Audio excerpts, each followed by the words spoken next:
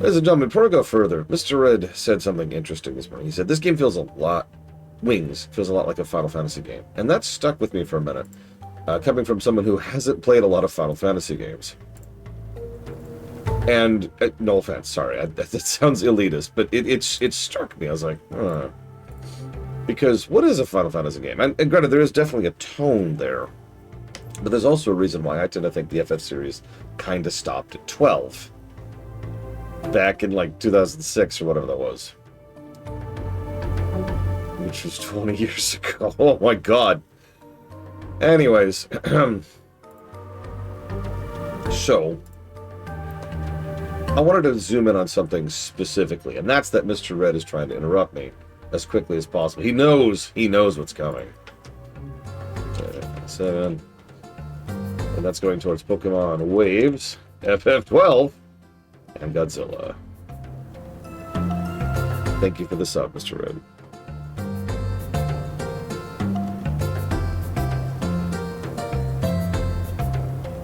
Good morning, Blood. So, I wanted to zoom in on one thing specifically. I've said this before and I'll say this again. The majority of the Final Fantasy games are not JRPGs. Not in tone, not in structure, not in style. Not a dig, not even like something that really matters. It's just interesting to me from the perspective of analysis and dissection to look at the FFs and see one of the biggest reasons why the FFs are the FFs as opposed to every other JRPG out there. And so you look at how, for those of you not aware, and I've talked about this before, but for those of you who haven't actually heard me talk about this before, the Final Fantasy games have always been based on Western RPGs. FF1 was literally based on Dungeons & Dragons and a combination of most of the single-player, Western CRPG stuff that was out at the time, like Ultima Wizardry and Might and Magic. So, in fact, it was something that Sakaguchi had been wanting to do for a while. And it wasn't until the release of Dragon Quest that he was able to convince his executives that there was a market in Japan for a Western RPG. Now, keep in mind, Ys was already a thing at this point. Yes, I know I'm pronouncing it wrong, and I'm never going to fix it. Don't even ask me to. Actually, yeah, Mr. Red, another good example of that. But the reason, again, this isn't like me trying to pull it technically. It's just interesting from an analysis perspective how the FF games were so different, because then the FF games kind of established their own formats, their own styles, their own settings, which then persisted for quite a few years, right? But then that tone shifted, and I can actually point to the specific game where that tone shifted. It's FF13. I'm gonna give you the TLDR really quick here. But let's actually look at the intros of each FF for a second. You know I talk about intros all the time, and you know I talk about how important they are. But one thing that an intro should do, good, bad, or in between, is it should establish what you're in for, right? A good intro should do a very good job of conveying what it is you're going to get out of the particular game you're going to be watching. Yeah, you kind of already know where I'm going with this Pillars of Stone. Although, we'll get to 16 in a minute. Dirge, Cerberus, Mario & Luigi 1, Superstar Saga, and Half-Life 1. Thank you, Game Geek, very much, as always. So let's go through this sequentially, right? In FF1, the intro is extremely threadbare, even in the later versions. It's like quick narration about how the world is elemental, like environmentally falling apart. And also there's these crystals and you gotta go save it. The end. Okay, cool. FF2, there's an evil empire who has summoned demons and is using them to conquer the world. You're here to stop them. Okay, cool. FF3 is probably actually the most threadbare of all the intros, because it's just something is wrong. Go fix it. And that's kind of it. Like, they don't convey anything in the intro. FF3 probably has one of the weaker of the old intros. 4 has an extremely good intro. I don't want to go down the rabbit hole in 4's intro right now, but let's just say I actually was playing it, or rather, the Lord Rani was playing the FF4 intro last night, and let me tell you, going back through that again reminds me of just how incredibly well designed that intro is. Summary, very story-focused. You do have a gameplay section at the beginning, but it's a town section, not a combat section. So you actually start off with effectively a town segment, and tons, absolutely littered with story, world building, character development, etc. And yeah, it's also relatively short, but it conveys a lot very quickly. There's an evil empire, but you're working for the evil empire. Their airships are recent, and you're using the superior military of your power to go steal crystals. Nobody knows exactly what the crystals are. In fact, if you pay attention to all the NPCs and the narration crawl, they actually go out of the way to not tell you what the crystals are, only that they exist. That's it. And you are a reluctant captain of that empire, and you're following orders and doing what you can. And that's, yeah, okay, cool. Awesome intro. Fives is interesting. A lot of people forget that Fives was supposed to have a mystery attached to it. I suspect that's because the GBA translation. We'll get to that later. But Fives intro boils down to the wind has just stopped, and the moment the wind stops, a meteor slams into the planet. So obviously the meteor causes that. So you go to investigate the meteor, you find some people there, plural. Save a girl, save a dude, go off. You get it. Like it's very in medias res. It's actually probably one of the most in medias res of the FF intros for some time. Let's scooch forward to FF6. Once again, you are the servant of an evil empire. In this case, you are an unwitting servant. You are in giant machines of death invading a relatively peaceful mining town in order to steal something there called an Esper. Okay. Sevens. Sevens is so famous, I feel silly for even reciting it, but let's go through the list just real quick. You are in the middle of an operation, a terrorist attack on a reactor in order to shut down because of an evil corporation.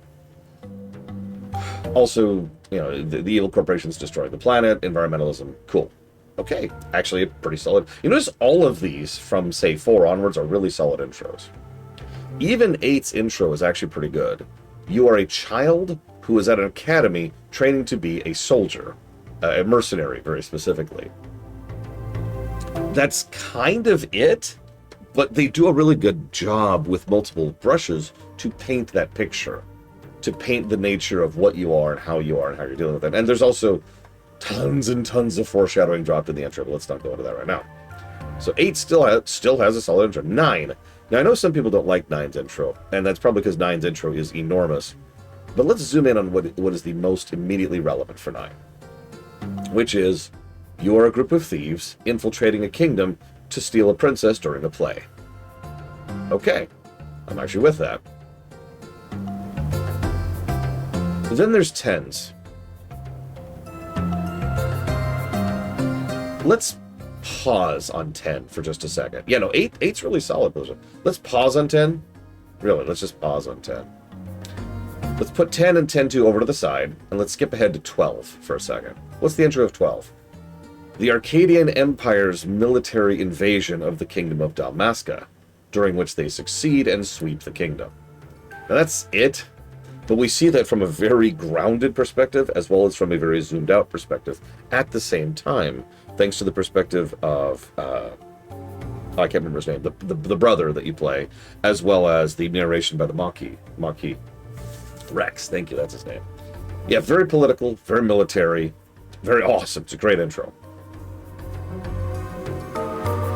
Now, I said I wanted to skip over 10 and 10-2, because actually 12's kind of the outlier. Starting with 10...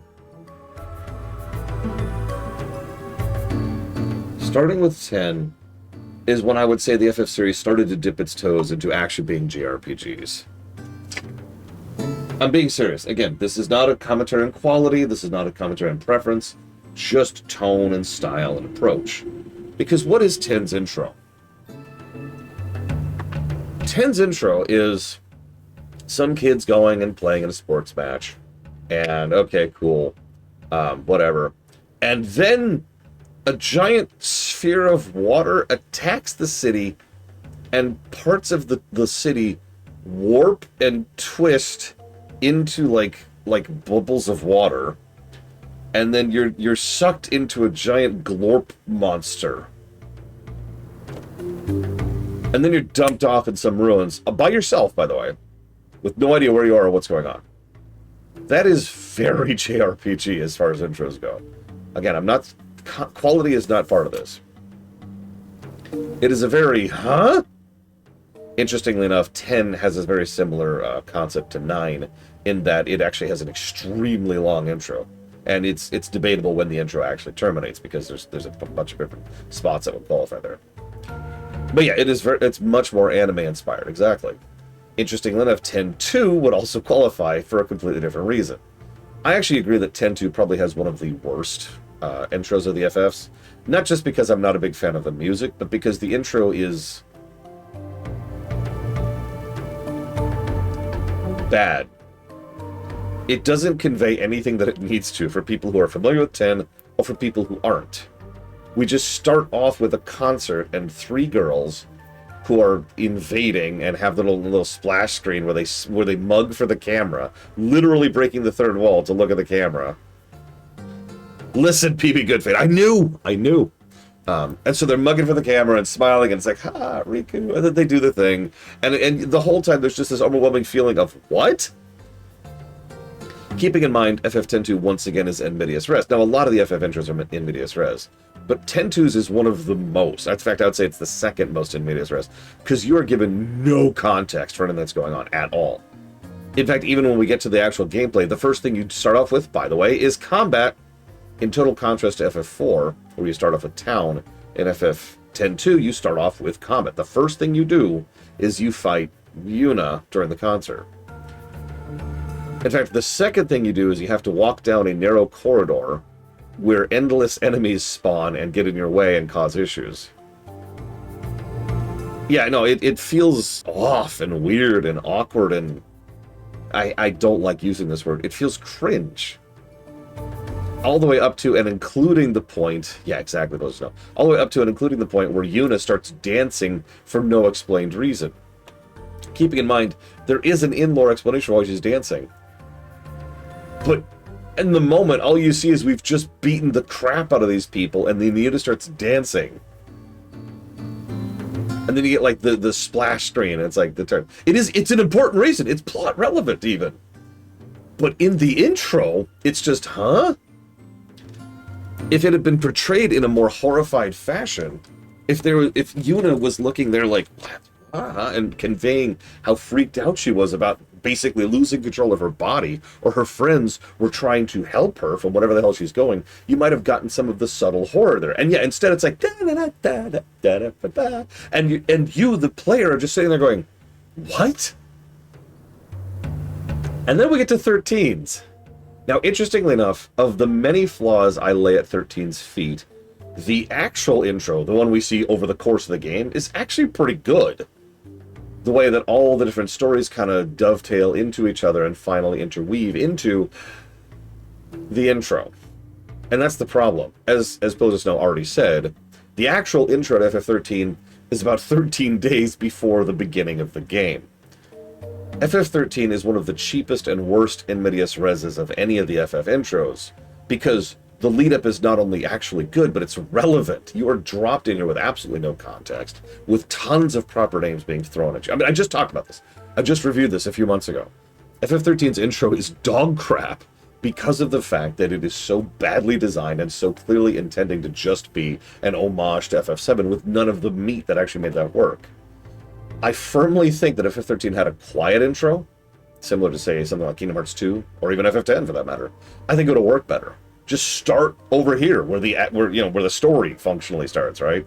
Start with Vanille waking up, have a little bit of examination of what's going on, go to the thing, have this, there's the bit with Vanille and Lightning, there's the bit with Snow, just kind of, so build up, we see Zaz and the sun, and build up. Oh my god, what's going on? And we end with Lightning handing over her sword, and then we cut to the actual gameplay of the thing, and all of a sudden all of this snaps a lot better, because now we are invested, we know who these people are, we know why they're doing what they're doing, and we give enough of a crap, ostensibly, in order to care. But instead, yeah, they wanted to preserve the mystery for absolutely no friggin' reason. Forgive me. Let me get back to my point, though. 10, 10-2, and 13 are all much more anime intros. Even 13's, which was intending to be an homage to 7, like I just said, is very anime. Like, where are you in the intro of 13? It is so vague. I talked about this when I was going. It's so vague. You're on a bunch of, like, highways suspended over an abyss with some flashing lights above you. Where are you? Even just something as basic as understanding your geography is difficult in the intro of FF13. Never mind the proper noun spam, and never mind the fact that one of the first things that happens is you see this giant tentacle thing, which is like, hi! So, what am I getting at with all of this? Oh, I'm sorry, I actually said I'd keep going. FF15's intro...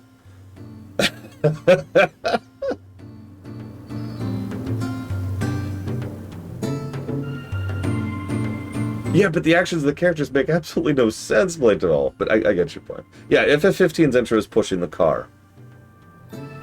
Which... I'm actually kind of with, in all honesty. But the problem is they then immediately transition for that into all kinds of stuff that you have no context for. And once again, feels like you're just kind of dropped in the middle of the action. Probably because you are. Because Kingsglaive just happened, right? Which they're just skipping right over, and barely even reference in the game, by the way, which is the bigger sin there.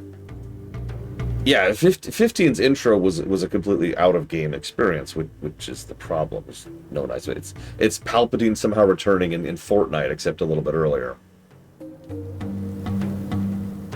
Hang on, Mr. Ed, hang on. I actually am building up to a point. But 15 still has a bit of an anime intro. And 16's a weird one. Because 16's intro is 45 goddamn minutes of cutscenes before you start. And I actually like 16's intro. But 16's intro, 16 is back to being an FF, is how I'm going to explain that. So, what's our gap here? It's basically 10, 10-2, 13, 15. Right? 12 is the exception. This gap here, I don't want to say this is an elitist thing. I like 10. I like 10-2. End statement. But these games are probably the least FF of all the FF entries. And yeah, even 16, which is tonally more alongside an FF, does make one huge sin. Even the very story-focused FFs, which is quite a few of them, have gameplay in the intro. Like, let's go back to FF9, which has one of the most extended intros in the franchise. Literally one of the first things you do is you fight a battle. Bam, right off the bat with Baku, right? It's like 40 seconds in. One of the second things you do is you have town gameplay. And as I've talked about many times, town gameplay is an element of gameplay, especially when it comes to RPGs. There is a lot of design to town gameplay. And FF9 actually has a very extended town gameplay with optional side quests, tons of NPCs you can talk to, bajillions of world building, or you can just beeline and skip through it in like a minute. That's awesome. That's good. It's gameplay. 16 doesn't have that. But I'm getting off topic. My theory here is that, and I don't have another way to say this, I feel like 10, 10-2, 13, and 15 all were trying more to be, for lack of a better way to put it, JRPGs. They were trying to be more anime-inspired, as Blake Javell himself put it off. And so, tonally, while they are certainly good games, I actually feel like if you were to pick anything that is less FF, than, you know, has the FF label on it, it would be those games in question. Which brings us, finally, to Wings. Do you remember how Wings started? The intro to Wings, let's assume this is a single-player RPG for just a second. The intro to Wings is you walk in, and you examine a giant cavernous maw, which is Atomos, and it says, "Hi, what's up?" Yeah, there's this weird cutscene where it, like, absorbs you, and then it doesn't. You're just standing there perfectly fine. But then it does absorb you, and then you're in, like, the Hellmouth dimension, and where a cat shows up. And then you get, like, bonked off of a ledge, fall into space, sploosh through water that's not there, and vanish.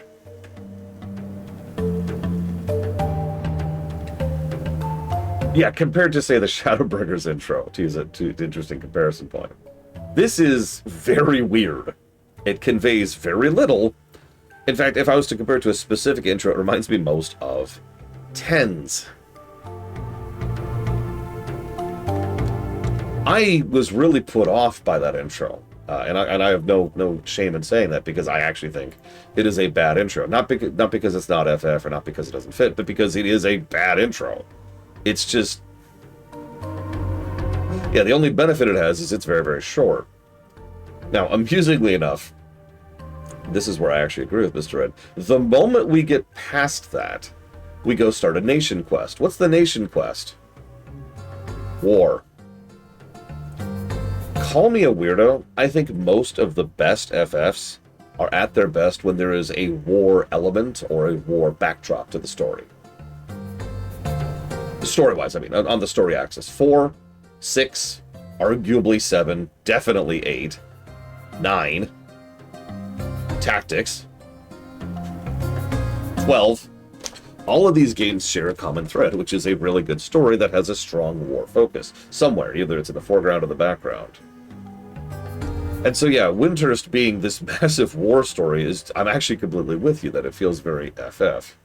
Yeah, 16 has a bunch of wars. Still making my point, though.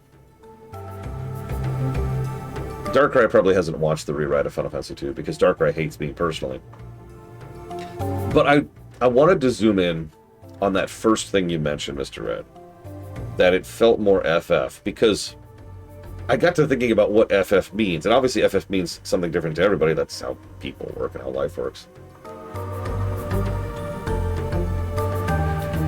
But I wonder how many people think FF when they see something like that weird-ass intro. That's true, Poser Stell. FF10 and 10-2 both have a fairly major war in the backdrop. In fact, the main plot of 10 isn't actually about Vegnagun. It's about trying to avert a war that's about to start. It's literally trying to avert a war.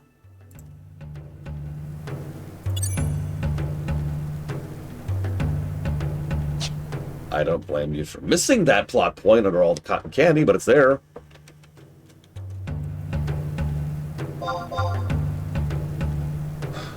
Where am I going? South Sendoria.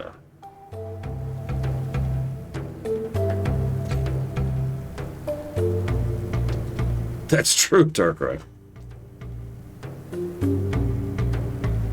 Did you not get the invite, Mr. Red?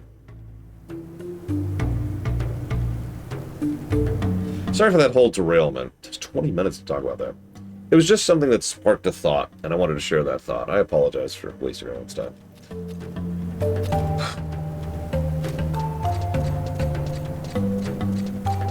I mean, one of the least FFs, 13, doesn't have a war.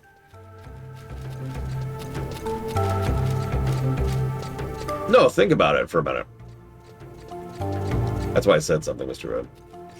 You could say the Pulse invasion was like a war, but honestly, I'd push back against that. FF7 also has war, that's true. Has war present and has war in the backdrop. Yeah, the Wutai thing, exactly.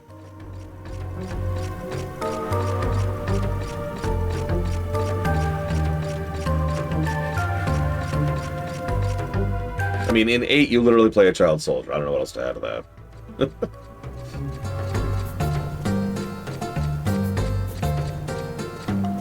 It is actually interesting to me, because the whole war thing started with 2, right? Yeah, the villain of 9 is literally an arms dealer. In fact, let's just sit down. Is there any FF other than 13 and 1 that do not have war as at least a major motif, either background, or as part of the history, or in the present actual story? 13.2, I think, actually does have war in it, considering the time hopping. So that counts. 13.3 doesn't, and sucks. Okay, so trend is following.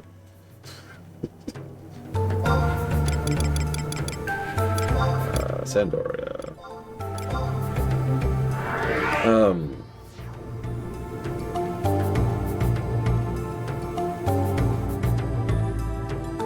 15 does have war. I'll actually give you that. Yeah, 16 is a wars story.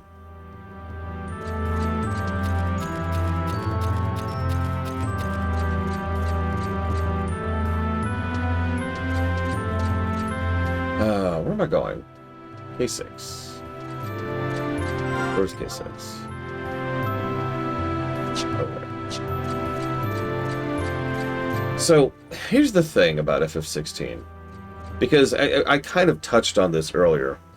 FF16 is kind of weird in that if you put a gun to my head, I'd say it's them trying to recatch what a Final Fantasy is.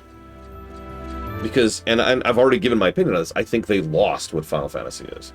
I think they completely lost the plot and had just walked away from Final Fantasy with, 10 to 30. So yeah, I think 16 was an attempt at a course correction.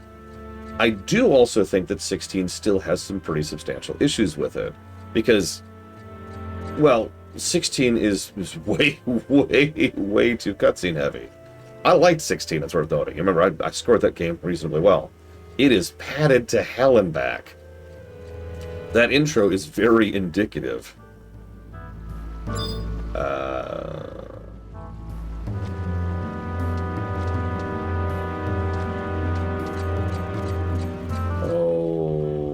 Okay. Yeah, 16's a damn good game. It's just, it has flaws. Oh no. Try to be shocked. A video game has flaws. You get my point. 16 is a damn good game, and I do think it is a solid attempt at recapturing what Final Fantasy is. Yeah, padding being an issue in Final Fantasy games is an interesting topic, because... you, I think? Nope. How about you? I love talking to NPCs to have to... God damn it! To have to leave a door. There we go.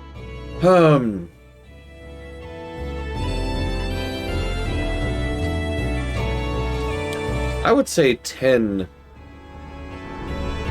was the first FF I felt had padding. It wasn't a huge issue, it was just there, right? 10-2, ironically, had absolutely no padding, which is, it's just almost to its detriment. Hey, it's your favorite song, Mr. Ed. 12 had plenty of padding. 13 had pacing issues in addition to padding.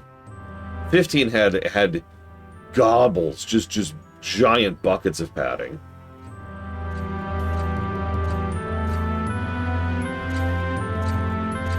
I mean, I was talking about this. I feel I've already given my theory on this. I think there's been a JRPG, excuse me, shouldn't say J. I think there's been an RPG arms race where RPGs are expected to be honorously, gargantuanly huge games, and that's just become an anti-feature. And because of that, they absolutely demand that every single RPG is like 80 hours long, or 100 hours long, or 150 hours long, or whatever, right? And so, and that's been an escalating problem pretty much from the PS1 era onwards. There's a reason why modern RPGs, even now, will use like 100 hours of gameplay as a selling point, as a back-of-the-box feature. And again, that was true back in the day, too. In fact, actually, if I can make my point really quickly here. Give me 1 second.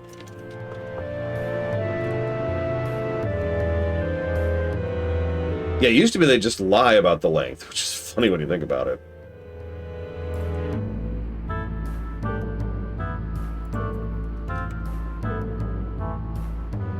Here it is. Let's see if I can find a zoomed-in picture of this. 1 second, please.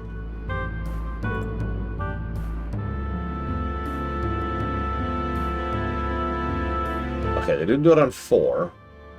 Give me a second.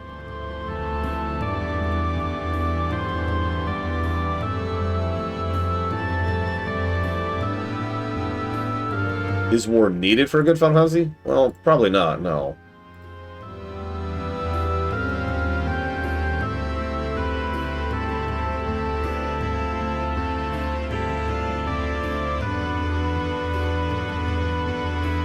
It's not on 6.2. I swear one of the old FFs specifically said like 60 hours long on the back of the box. But it's not 4 or 6. Because I'm staring at it. I've just read it just now.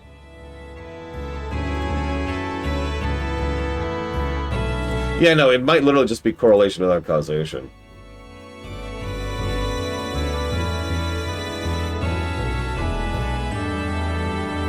Maybe it was in the manual. Because I have that memory. I know I've seen that. Whatever, it doesn't matter. What I'm trying to reach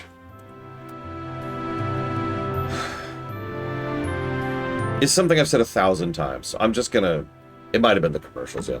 I'm just gonna summarize my point, because everyone's tired of hearing me say the same goddamn thing over and over again.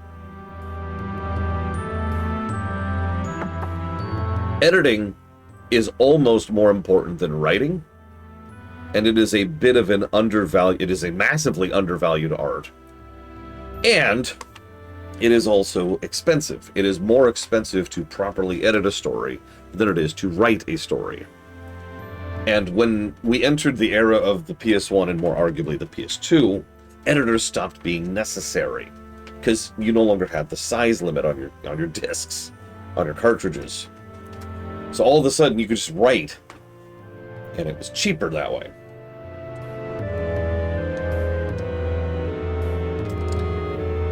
That's it. That's the theory. I think that's actually the biggest contributor to why RPGs just kind of ballooned in size, right? Yeah, on the PS1 you just had more discs. The PS2 was DVDs. The PS3 was friggin' Blu-rays, I think. By the time you got to the PS3 and PC stuff, of course, in that era, the hinges were blown off, right? You could just have as much as you wanted. And they did. You'll notice that when we think of long RPGs, we're all thinking of stuff that's much more modern. I mean, when did Persona 5 come out? Persona 3 was a decently long game, but it's nothing compared to Persona 5.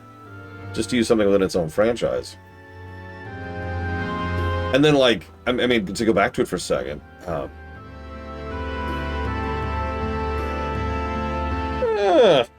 Planescape Torment, because as I mentioned, this isn't just a JRPG thing. Sorry, I pulled something in my neck last night, so I'm kind of... Yeah, I got the crick thing going on. Planescape Torment, for us, was a 30-hour game. That's a decent chunk of a game, but that's it. And think about Planescape Torment. Also, keep in mind, I was reading out loud for Planescape Torment, so it's actually a shorter game than 30 hours, right? And that's a game that's like 90% text. Now, compare and contrast that to something like, say, Kingmaker, or Wrath of the Righteous, or Rogue Trader, or any of the other more modern CRPGs, which are gargantuanly, it's a new word, hi Pokemibo, gargantuanly huge games, which are arguably filled with tons of bloat. And yeah, that's actually another good example, Civ 2 versus Civ 5. You get my point. This is a noticeable trend. I'm not 100% sure why it's happening, but it is an unavoidable reality that games are just getting longer the older we get. The further into the timeline we get. It's actually funny to me that a lot of people are like, games are so much more expensive. Have you considered making a 15-hour game instead of a 50-hour game? Nobody considers that. Getting off topic. I will admit we are part of the problem, and by we, I take no ownership of that at all. It's you guys. I'm sorry. No offense. It's all you. You're terrible. But I'm kind of being serious. Gamers in general are absolutely part of the problem. I have seen so many people in my own community bring up the concept of, I want value for my game. Me in real life, I'm the kind of person who I have no problem dropping $60 for a really, really good 5-hour game. But I know I'm the exception there. And I'm not trying to flex. I'm just saying, most people are not willing to drop $60 for Mega Man 11 or Modern Warfare 2. To use two examples of very short games that are extremely good and very replayable.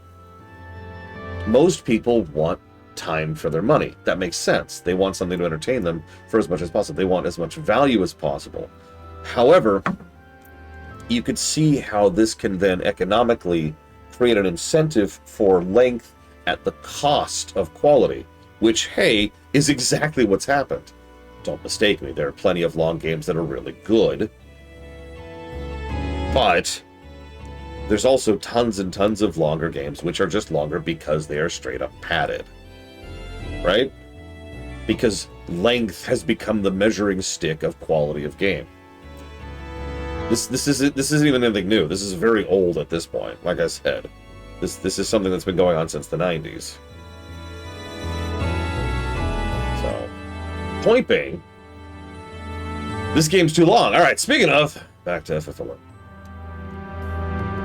Well, you're certainly looking quite hapless, adventurer. Have you not your wits about you? Oh, I've apparently not tabbed to the game. There we go.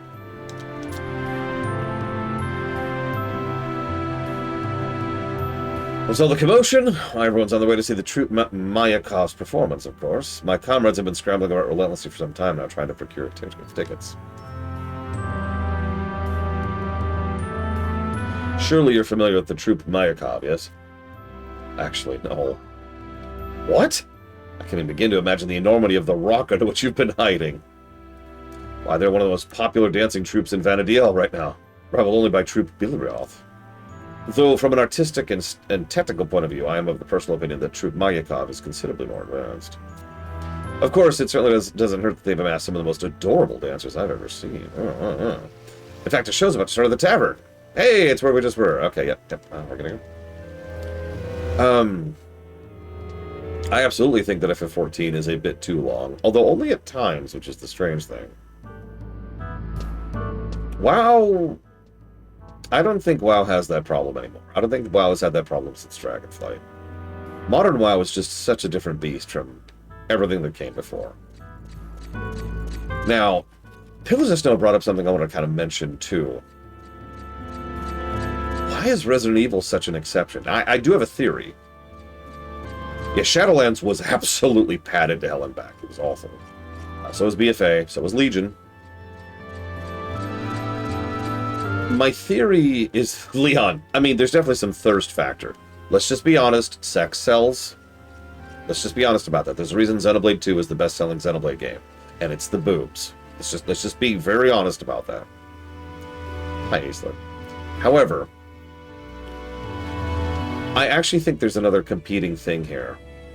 It's because Resident Evil is a popular game, not just a game popular amongst gamers.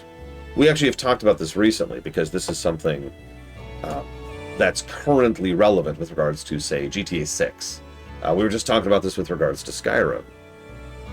There are some games which hit popular consciousness, which are the games that people play, that are played by people who don't play games, is how I want to phrase that. Now, I'm not here to judge. That's not the point of this. This isn't an elitism thing. This isn't a gatekeeping thing. The point is that there are certain game titles which are just well known amongst people who are not gamers, right? And those tend to be the games that tend to hit the juggernaut numbers because they're being played by a whole other audience which isn't us. Resident Evil has been part of that for some time. I don't really know why. It's usually luck, right? I mean, why did God of War take off? But it did. God of War was played by people who were not gamers. Skyrim was played by people who are not gamers. Minecraft was played by people who are not gamers. You get it. I could go down the list. And so Resident Evil is definitely one of those games that's played by people who are not gamers. And so it's one of those... I actually have a term for this. I call them juggernaut games. And so juggernaut games tend to just kind of pull in numbers that nothing else even comes close to. So you're absolutely right. A lot of people will fork over plenty of money for Resident Evil games, despite the fact that they're so short. And I think at least part of that is because of that cultural momentum. Because they're already such big titles. I mean, there's a reason GTA 6 is getting away with being $100. It's because it has Grand Theft Auto in the title. That's it. That's the reason. If you think it's anything else, I'm sorry. No. It is momentum. I've actually vetoed GTA 6, for those of you not aware of that. I might change my mind on that in the future. But right now, nothing tells me GTA 6 is going to be a worthwhile buy. Literally nothing. In fact, everything about the game indicates it's going to be bad. But I'm not part of that audience. I'm not going to buy a game because it has Assassin's Creed in the title, to use another example of this. Yeah, it says Star Wars, here's my money. That a lot of people make their purchasing decisions based on that, and for good reason. Also a very bad reason, but for good reason too. Time is finite, and not everyone feels like putting the time and effort into researching, is this worth it? Now, I'll tell you what most people do, because this is exactly where we're at. They'll go to Google. Hang on, let me pull this out into a private browser here. Is Grand Theft Auto 6 a good game? GTA 6 is going to be the greatest game in history. GTA reviews revealing it's very high scoring. GTA 6 is a great game. GTA 6 is worth $100. This is just a casual Google search. Now, this is actually a bad example. Let me actually use 5 as a better example, because 5's already out. There we go.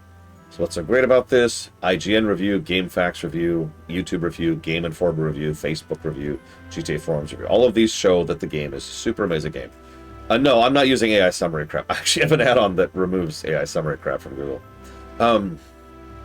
It's not an add-on. It's actually much more complicated than that. Don't get me into it. Point is, this is all just actual search results. And the reason I bring all this up is because if you just Googled GTA 5 is it a good game, you're going to get the IGN reviews.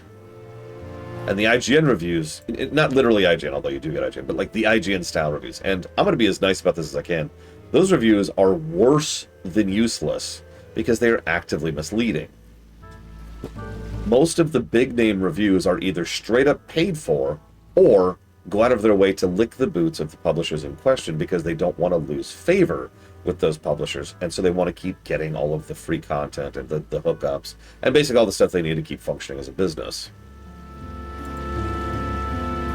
So these reviews are actively misleading in most cases.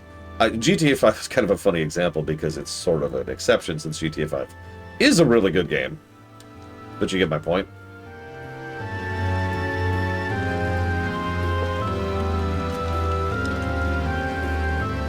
If I do the same thing with God of War Ragnarok, I see people constantly talking about how it's great, it's the highest of the highs, it's phenomenal, extremely high written, 10 out of 10 score, 10 out of 10 score, 100% score, 9 out of 10 score, 9 out of 10 score.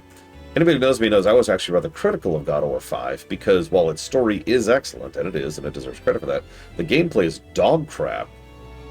It is actually a frustrating, irritating game to play and remains not engaging, especially as it constantly tries to shove like awkward, weird combat at you that doesn't feel smooth or flows at all, while repeating the same general types of fights over and over and over. Never mind the fact that its difficulty settings just crank up the HP of everything to the point where you're fighting even random trash fights for 5 minutes at a time. And that's ignoring the fact that it's just irritating to go from point A to point B. Marathon, 9 out of 10, 9 out of 10, 7 out of 10, 80%, 9 out of 10, 90%, 4.5 out of 5, 8 out of 10. That's just a casual Google search. And you get my point. I don't blame people for wanting to do a quick Google search to see if a game is worth their time. It is not their fault that the world sucks such that that search result is misleading. Right? They're tired. It's been a long day at work. I want to just sit down and play this game. I've heard about this game. Let me go check it out. Okay. But yeah, the problem is those critical reviews are worthless. And again, I stand by my earlier statement. They are worse than useless because they are actively misleading. They're into the negatives. They tell you wrong things. Do I need to bring up Deathloop again?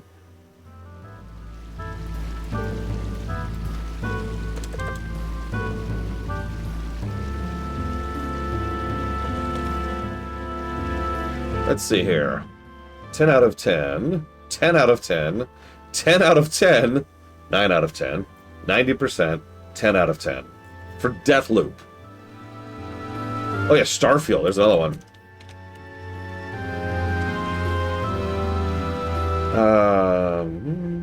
83%, 9 out of 10, 9 out of 10, 9 out of 10, 7 out of 10. Whoa! That's... Get brave there. Hang on, it didn't actually say the IGN review. I gotta actually click IGN for this one. 7 out of 10 from IGN. Oh, oh, oh.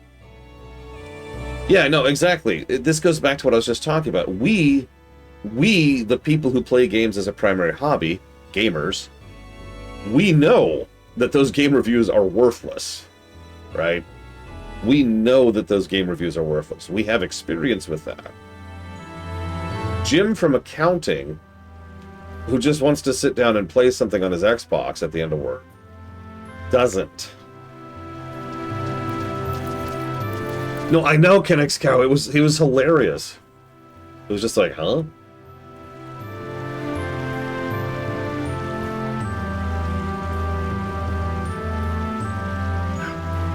Anyways.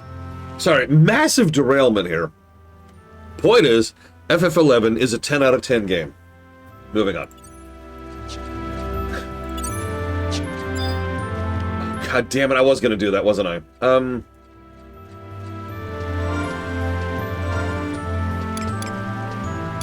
Let me see if I can work, because I actually had a thought yesterday, and I just didn't have time off camera to do this.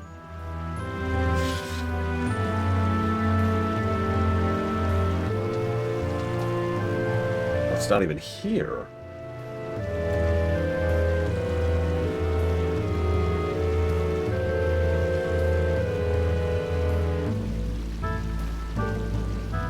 Oh no, this is totally a Silver Age MMO, top to bottom. I'm trying to figure out what number it thinks R1 is. Button 5 is L1. So I'm going to take an educated guess and say that it's button 6.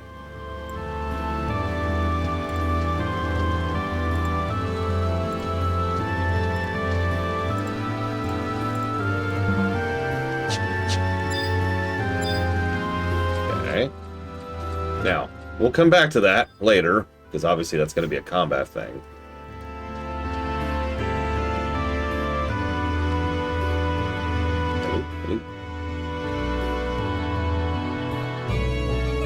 Actually Xbox in my case, which makes sense since I'm using a PS3 controller. PS3 controller, interpret it as an Xbox to play a PS2 game. Oh, we got like 3 expansions left, D20. And they're the long ones, apparently. That's not true. Vanilla was probably the chonker there. Mr. Mayakov, let me first of all thank you for taking time to speak with us here today. We know you're a busy man. Now, please, sir, if you would share with us what you would consider to be the highlight of this, your latest show. It'd be my pleasure. Oh my God. I'm gonna read this the way it's written, because I hate you. As I'm sure you all know by now, my troupe Makarov only incorporated the most beautiful and dazzling of elements into its dance. However, it has come to my attention as late that we have reached the absolute pinnacle of visible aesthetic beauty. Well, that's... And so one reason I have come here today is to make it known some time ago, I made our troupe philosophy to seek out new horizons and new challenges, to be true vanguards of our art. Okay, I'm already sick of that. And guided by that philosophy, I have discovered a new theme for our dance. A new realm to throw ourselves into, a new modus operandi by which to move and delight our audience. Dreams. Through our dance and our art, we hope to bring dreams to everyone in their troubled times. It's a most intriguing concept, and I must say, a theme most befitting a dance troupe as beautiful and glamorous as your troupe. The majestic drawing of the curtain. Oh yeah, hang on, let me try to get gay. Let me gay it up here a little bit.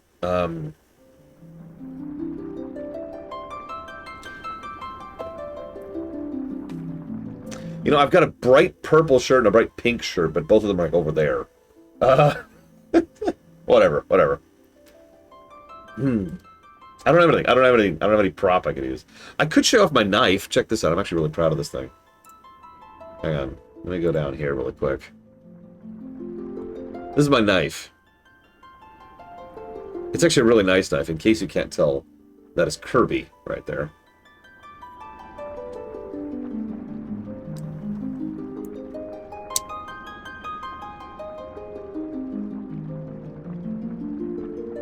I'm quite fond of it. Anyways. Herbie would have a knife, if you think about it. Anyways. Yep. Gays have knives. There you go. The majestic drawing of the curtain. The dazzling shine of the spotlight. God, this is hard to read. And then the unparalleled beauty and grace. Dude, poor Blue. Blue has just been working those fins. The unparalleled beauty and grace of my dancing angels. The flying of sweat off of passion-driven brows. The hypnotic clicking of heels on hard-polished wooden stage. I promise to send our audience home with an evening of rapture they will not soon forget. But Mr. Magikov, what is your response then to the pundits who claim the current state of affairs is not particularly conducive to the continuation of extravagant arts such as dance? Utter nonsense. I don't care if it's coming from the Shadow Lord himself, or any other person for that matter. I don't care if it's in front of the royal throne or the very gates of hell. Troop Mayakov will continue to dance no matter the circumstances. Even if it involves destroying my niece once and for all. What is this person doing here? Gindaf, come!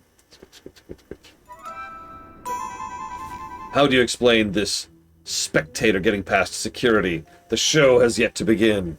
My apologies, sir. I appreciate your enthusiasm. Actually, that's not what it is. You want to hear how he actually sounds? I appreciate your enthusiasm, but I'm afraid we're still undergoing preparations. I have to ask you to leave for the time being, but be sure to come back later with your ticket. Wait a moment there. Do you even have a ticket? Yeah, actually. Well then, certainly you wouldn't mind throwing it to me. Humor me, if you please.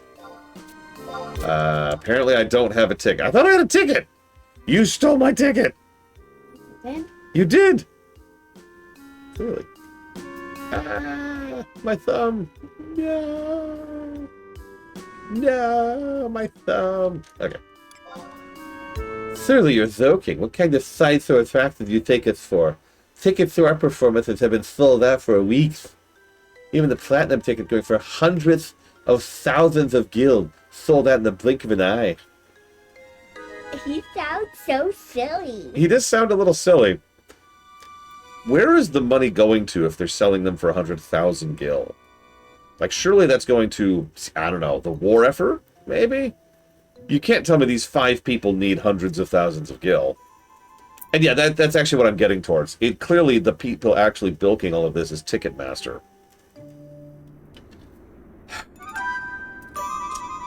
Unfortunately, without a ticket, you simply cannot get to the show. I'm sorry, but you'll have to chalk it up to a lack of luck this time. See to it our guest finds his way out. What are you up to? Why do you keep sitting on your hand?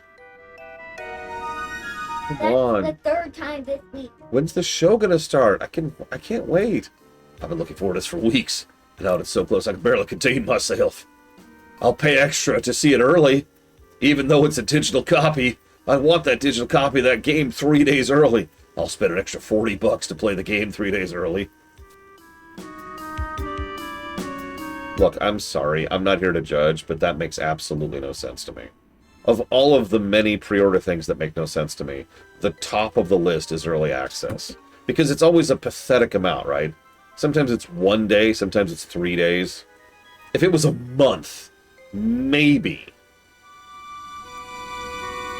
Unfortunately, our rehearsals have run a bit longer than initially expected. No, I did not, Magister.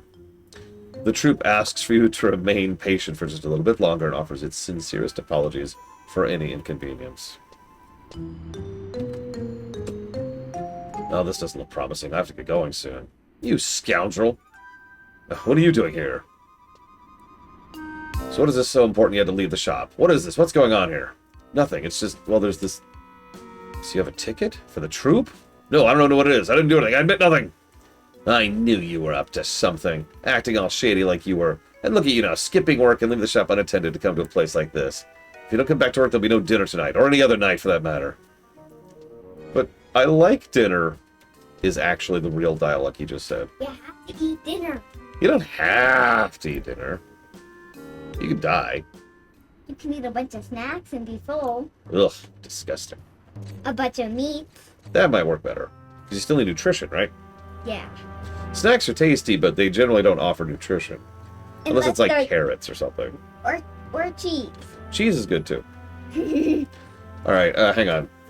Sorry, I'm still in pre-orders are dumb mode. Let me get back to actually playing the game mode. Where am I going? Now I need to go to present day Juno. Okay. Gummy one? I don't know. How do you ask?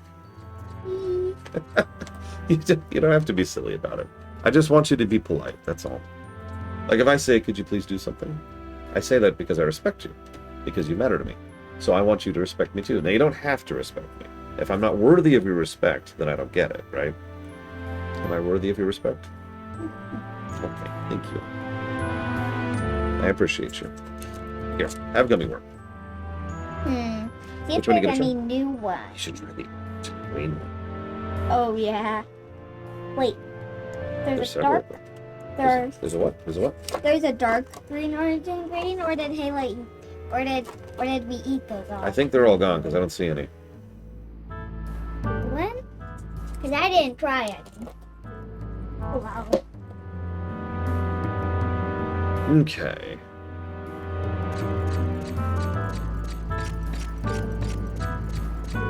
It's probably faster to hearth. I'm just not hearthing because I don't know what the next thing is. Come on, Nick. That on my hand. Oh, yeah. No more heroes, really?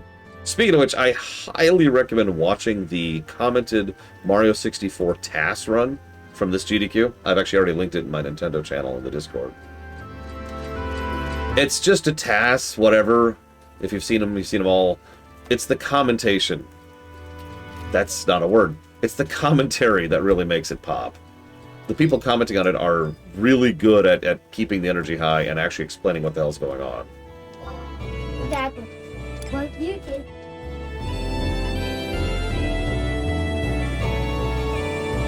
But what you did to the shark. Hang on, I can't hear you. You're behind me. What's up? What you did to the... Hang on, what? What you did to the... The animal with the shark hat. Like that. Is it facing the hat? It looks like a shark in a shark bed. Yeah, that's the idea. Let's see, G7.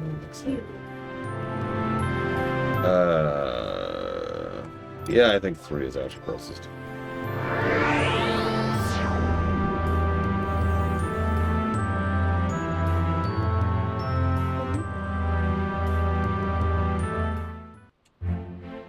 Okay. I'm on time. Where am I going? Geez. Oh, I should have gone to 1. Yeah, I need to decide how many negatives I give that. I've been chewing on that because it's at least 1. It's already been such a common problem, right? Like we have encountered that what 10 times. We are not that far into this expansion.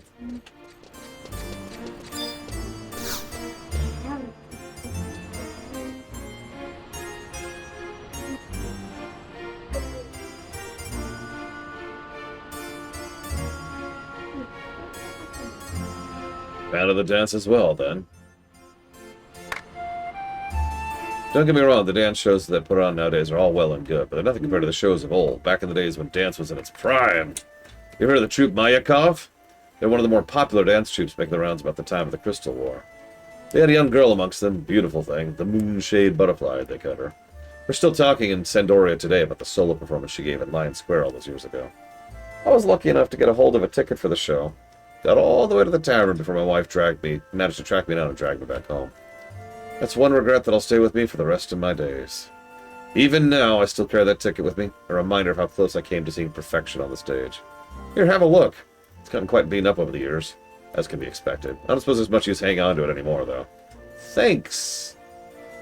You actually want it? Fine with me. Nothing but a weird scrap of paper at this point. You adventurers sure are a weird lot. No, I'm a time traveler. What? Bye. No, we're straight up chrono triggering this. We are just time traveling. What? Where's the power? Where's the what? The power. That was the ticket. Oh. Well, we have to go back to the past first. Like, we can't do it in the present.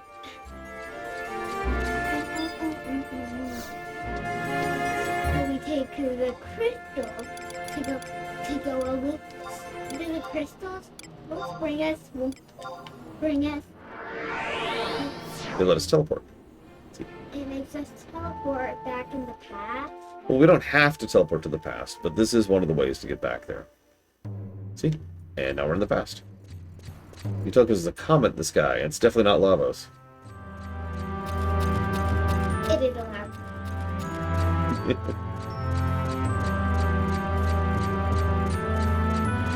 I haven't played any of the Eternal Darkness games. I think 2 of them are on the list for playing. I don't remember if either of them are Sanity's Requiem. I'm not that familiar with them, since obviously I haven't played them.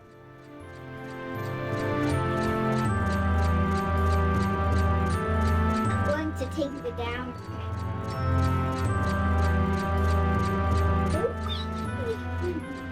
Why are you taking the downer path, silly head? Get down. Why? Where's the peach rings? Oh. Your mother ate them all. Yes, Mama. She really did. She just was like, and I had to take them away from her, and then she ate some more the next day, and I had to take them away from her. And then she ate the rest of them, so they're all gone. I'll try to get more next time I'm grocery shopping. I hope she doesn't do the same with the gummy worms. She might. In fact, those wait, were oh no! What happened to your hand? It's just a rash. Do you Well, see you're what happened on my forehead? I did, yeah. What hit you? I don't know. Yeah, that sounds about right. Alright, so they say it takes weeks to get these tickets. I think it actually took us years! I'm not funny. I don't know what you want from me.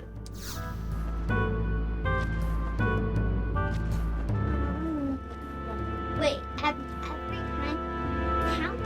Do we need a certain amount of tickets? No, just the one. There's only one of us after all. We don't have a party yet. We need to make a party? We might. We might not. Some of these games don't have parties. Or I should say some of these expansions don't. Ahem. You again. Quite the persistent one, aren't you? Some people never learn, I suppose. Yeah, I got a ticket right here. You brought a ticket with you this time. Let's have a look at it then. What the? Ooh, it looks like it's been through hell and back. Do I even want to know what happened to that ticket? 20 years. Filthy. Is this thing even real? To be sure, it bears the seal of Melusine, our official logo. Everything's in order. Sorry, I can't allow it. That you can come upon a ticket so quickly and in such condition is most suspicious. Oh my god. Suspicious is actually what's written out there. Suspicious. Suspicious. Suspicious. Suspicious. Suspicious. There you go. We've already had enough trouble with people trying to get in with fake tickets already. Excuse me, please pardon my interruption. Sir Bob of the Bob, it's a most profound honor for us to be blessed by your custom. We've been eagerly awaiting your arrival, sir. The finest seat in the house has been prepared for your viewing pleasure and comfort. Yeah, I was just thinking, someone had to sit down and figure out how to localize this person's speech patterns. I am most pleased to hear that. What is this? Is there some trouble?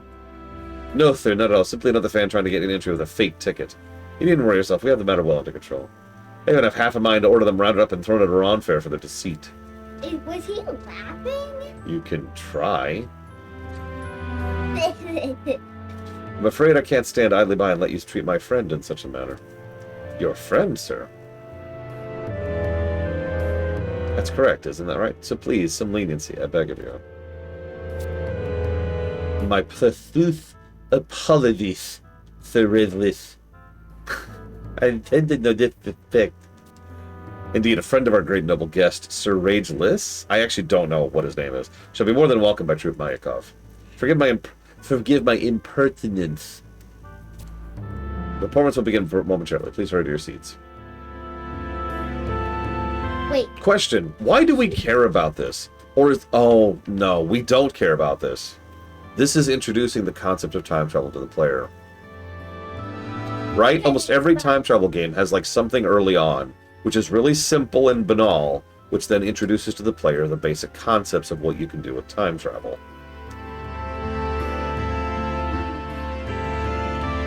I have a reason. What was that? Because you like dancing. I don't like dance. Pretend you do. Pretend? Are we allowed to pretend in a video game? You can. Hang on. But that means when I'm going through the mine, see a creeper, then I can pretend it's real and get really freaked out by it. And I have to really be excited about taking it down, right?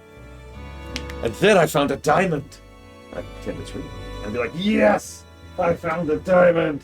With the poison poking into your neck.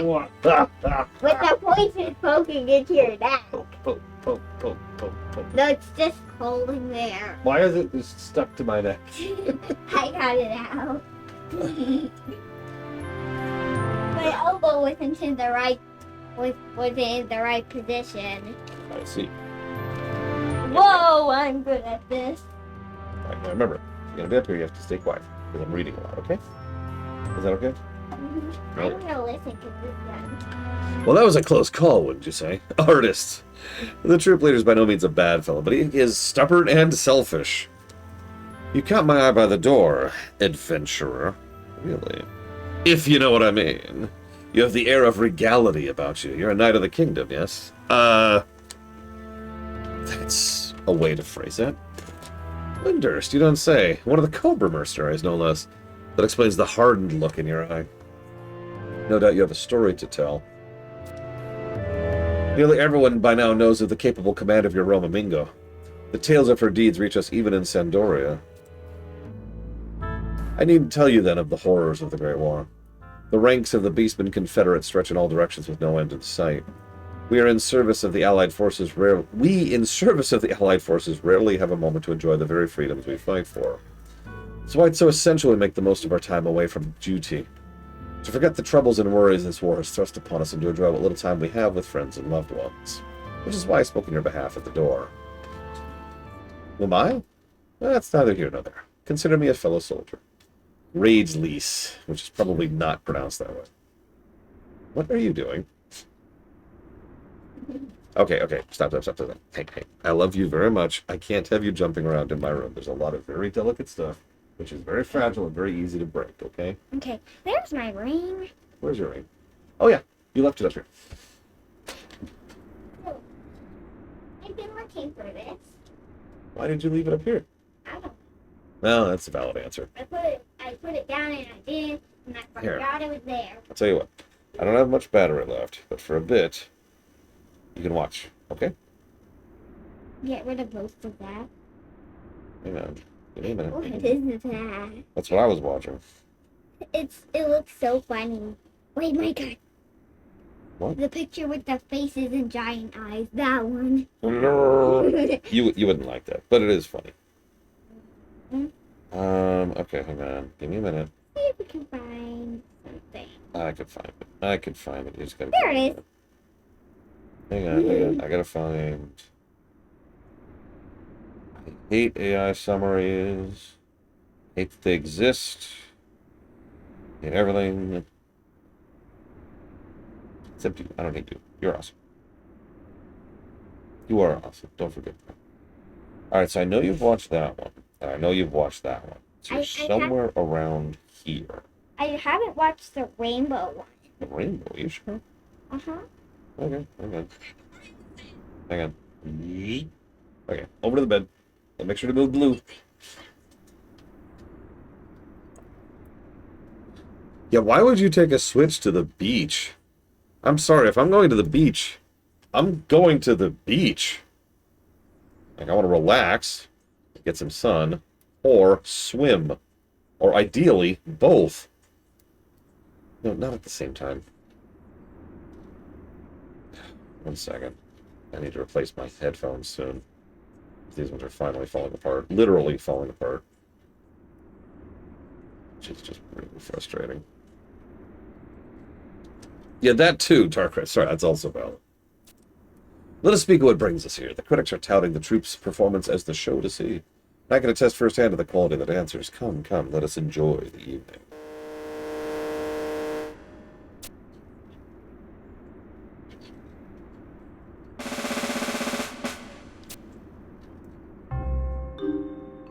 Greetings all and heartfelt thank you to behalf and Threep for gracing us with your presence tonight.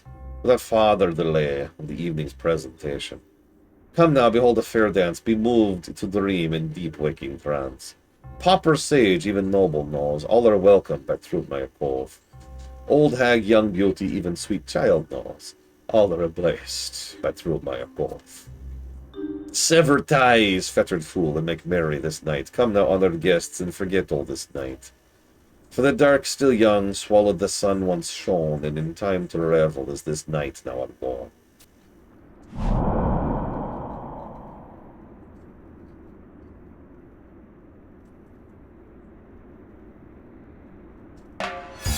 You know, that's true.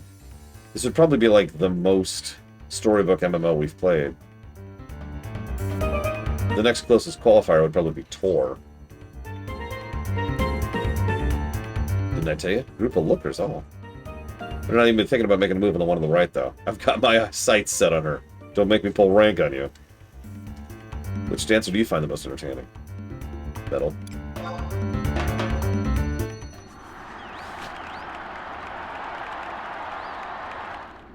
Like, even STO, a lot of people tend to forget, has good gameplay. And interesting and fun stuff you can do. It also has terrible gameplay, but you get my point, right? STO can be fun to play. FF14 is fun to play. WoW is fun to play. Guild Wars 2 is fun to play. A solo performance by the star. The Moonshade Butterfly. Lilizet.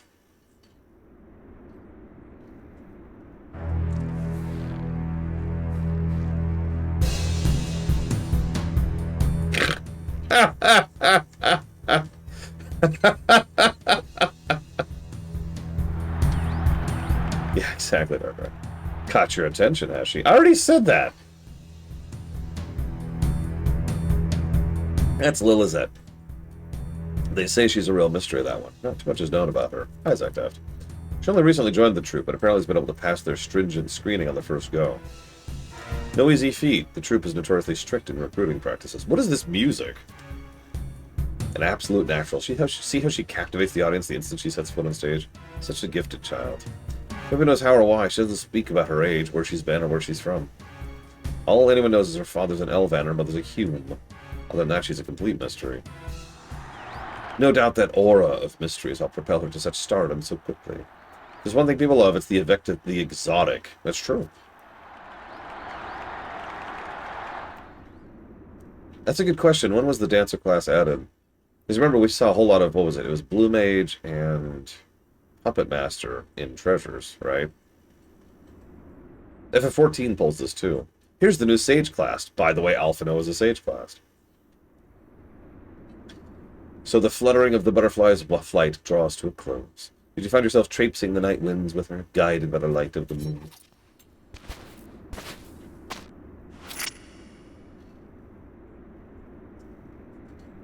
And how will your experience this evening change you, ladies and gentlemen?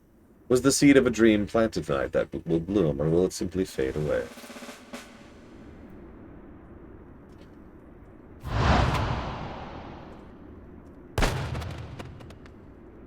No reaction.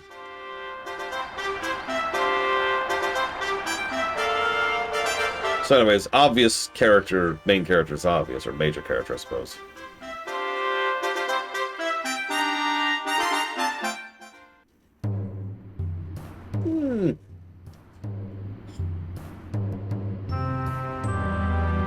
I wonder if this was intended to be a first expansion like the others were.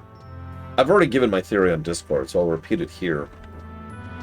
This feels like they wanted to redo Vanilla properly this time. So they made a time travel story, and now it's Vanilla again. But properly this time. No, think about it. It's all about the Great War, and the Shadow Lord, and the Mercenaries. The Beastmen, and the 3 nations and their interplays with each other, and you have to pick one of the nation states to go through, but you can do all 3 if you want to, and they all have their own different stories, and it's all tied to the main story. It's vanilla. It's vanilla 2.0.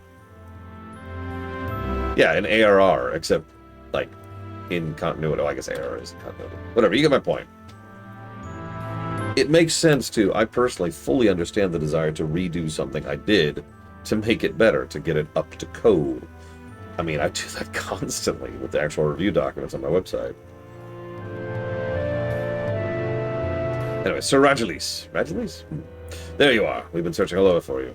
The Order's most distressed. The commanding officer of the Knights of the Ironcrest Hawk to be wandering about in the open is most uncouth. Would you rather I remain in my quarters, the overprotected maiden in her tower? But it's regulation, sir. There's no laughing matter. Yes, very well. I only jest. I gave our hawks quite the scare, did I? Yes, sir. Our knights have assembled on the parade ground awaiting some news. I shall go set their minds at ease at once. By your leave, Mr. Meyerkoff. On behalf of my entire troop, Thur, good night to you. Meanwhile, speaking of good animation... What is it?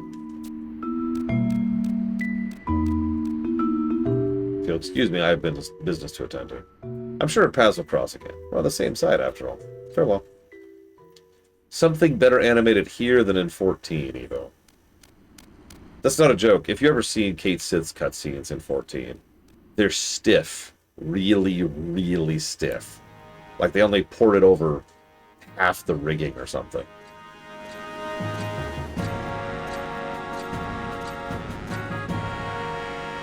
How fare things in Laval? According to intelligence reports from the latest encounter, ranks are currently regrouping at that location. The Knights of the Matter Falcon appear to be rebuilding the defenses and barricading the strategic points. The resistance, however, continues in waves. A considerable portion of the local populace has already been abducted by the Beastmen. I will literally never pronounce it the other way. It is Cait Sith forever. We have a moment to lose. The time to act is at hand. Agreed, the position cannot be lost. Deploy immediately. Sir, there's another problem to consider? What is it?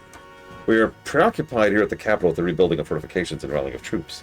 In anticipation of your orders, we attempted to garner what forces we could to send into the field, but I'm afraid such a force would be significantly lacking in capabilities to reinforce the position, sir. You needn't worry about that. Excuse me. I had considered our lack of manpower and took the liberty of scouting a formidable ally to our cause.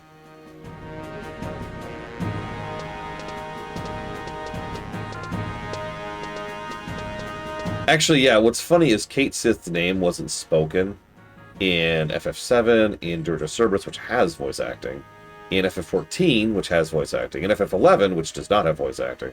So for actual years, we weren't sure what their intended pronunciation was. Then FF7R2 comes along and just says Cait Sith. So, it's canon. Suck it. Alright. I've heard the kingdom was... Excuse me. I've heard the kingdom was low on infantry. I hadn't imagined the situation was this dire. There you are. Your assistance is most welcome.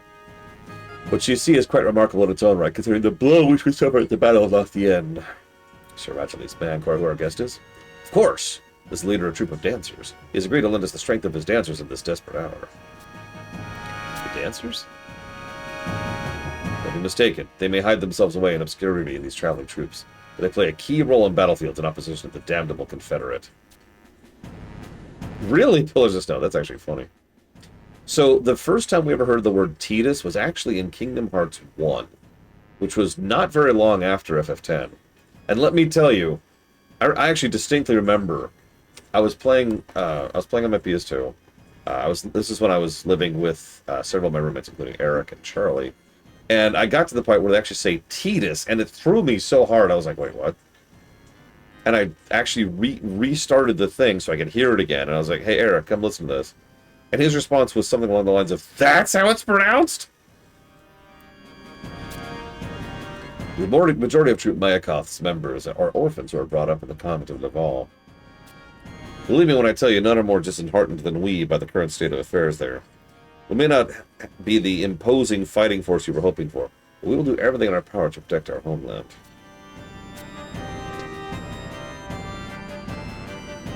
The lovely lady you see before you is not only one of our more challenging performers, but also our most accomplished battle dancer. No doubt Portia here will prove an invaluable addition to your cause. Be sure you're up to the task, my lady. By your will, my lord. Should it please you, I would willingly follow you to the ends of Anadiel. What about the other one, the cute one? Lilizet, I think her name was. Can she come with as well? Ah, Lilizet's but a child. Only recently joined the troop, and I have no intention of endangering her life. Alright. It is settled then. We depart at once. Knights, bid farewell to your ladies.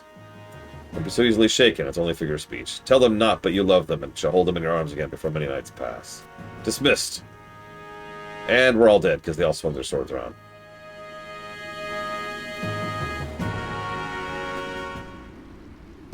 That's true. We actually had Kate Sith in Advent Children, and they also didn't name him there.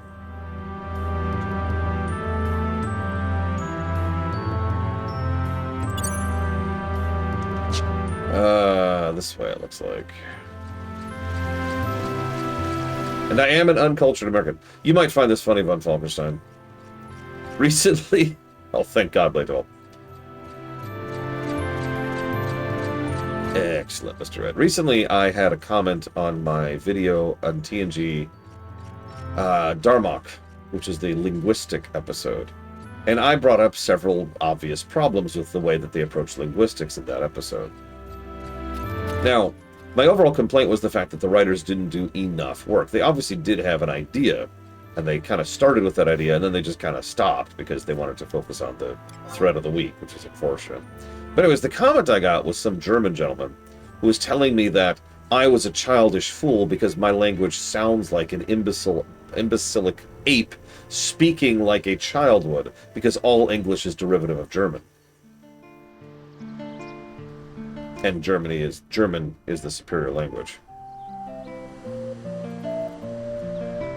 He said it in very broken English. Yes, all. I get some weird comments. Recently, I've gotten some comments on one of my Space Seed episode of TOS, which is someone who is claiming to actually be the real-life Khan. Which... Well, do my feline eyes deceive me? Playing tricks? Or is this Lore Runner? It's been some time. You'd go look up the rumination on Space Seed, Mr. Red. Check the comments. It was just a few days ago. I was certainly not expecting to run into you in a place like this. How have you been since last we met? Surprised are you to find that I know your name, your moniker? Never underestimate the most regal of all felines. There's little I do not know, almost know it all. For example, if I may. The chaotic dealings of the proud mercenaries of Windurst. I see it all. I've seen it all. I love the way Kate Sith talks, by the way. I do. Like, Koji Fox cooked here. I wonder, by the way, if you remembered what I asked of you. Last time we met, a favor I asked. The tears of this world, a tidal wave, we said. I asked you, kind Lord, if you would make efforts to reduce said tears, dry some eyes. You've seen, no doubt, the flames of war, spreading here and there, engulfing all things. There's no time to lose, not a single second. And so you have come, and the dances you have seen, carried away in the act, perhaps. Are you a bit troubled, a tad lost? Perhaps I should have seen to things a bit more thoroughly, more completely. Perhaps more could be, if only more. Are you fully Are you fully grasping what is transpiring around you? This power you have, the power to traipse time, to span the ages. How can you use this? What will you do? This battle, that fight, this war, that skirmish, so seemingly large in scale, yet all pale in comparison to your grand considerations.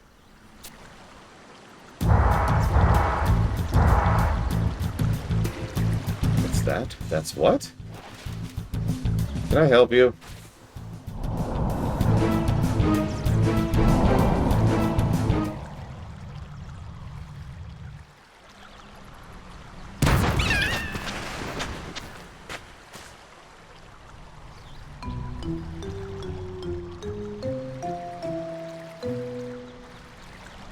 We captured it. What is this you do? For why am I caught? We captured it, Lilizette. What's this? Looks like we've got an extra fish in the net, and a weird one at that. Why?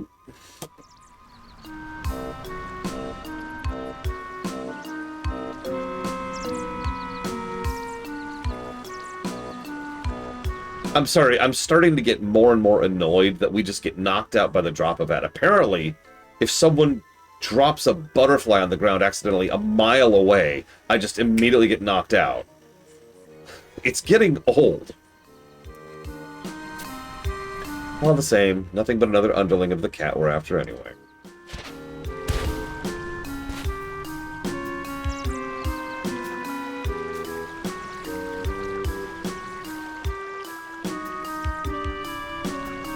I knew I wasn't wrong. It's just as I thought. So I have you at last. Mind your manners before me, cat. How dare you, the nerve. I am no mere cat. Come no closer. Keep those filthy hands away. Dirty, dirty hands. Do you even groom yourself? Even keep clean? Such a naive young girl. In another 10 years, perhaps, might you be worthy of this indignant act against me. Absolute criminal. 10? Ha! Perhaps in 100 years you'd find yourself in a position to command me, cat. Okay, she's the main villain. Got it.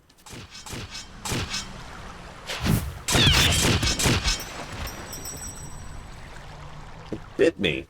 It's a cat. Oh, hey, I've decided to wake up. Such an annoying distraction. Distracting annoyance. Remember our little chat. Shouldn't be forgotten. Yeah, good luck capturing someone who can teleport.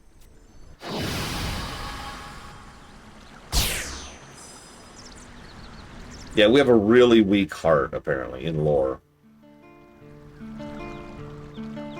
No, it's okay, Mr. Ed. Like I said, I get some weird ones. For those of you not aware, the quote that Mr. Ed just shared is a portion of the quote from Mr. I'm Totally Con. It's okay. It could be worse. It could be Mr. Slavery's a good thing. That's a real person. Lilith, maybe we should just forget about the cat. Isn't this getting to be a little obsessive? Hold your tongue. You don't know what you're talking about. This is not just a cat. It's a form taken on by our enemy, come here from years in the future. Yeah, we've been meaning to talk to you about that. Doesn't that sound ridiculous? A beastman turned into a cat from the future? Is that what this is all about? It's true! If I catch it again, I'll prove it to you. Don't you see? The world's in grave danger. We must stop her. Sorry, apparently Kate Sith is a she. Alright, easy now. What am I going to do with this one? He's in cahoots with the cat, right?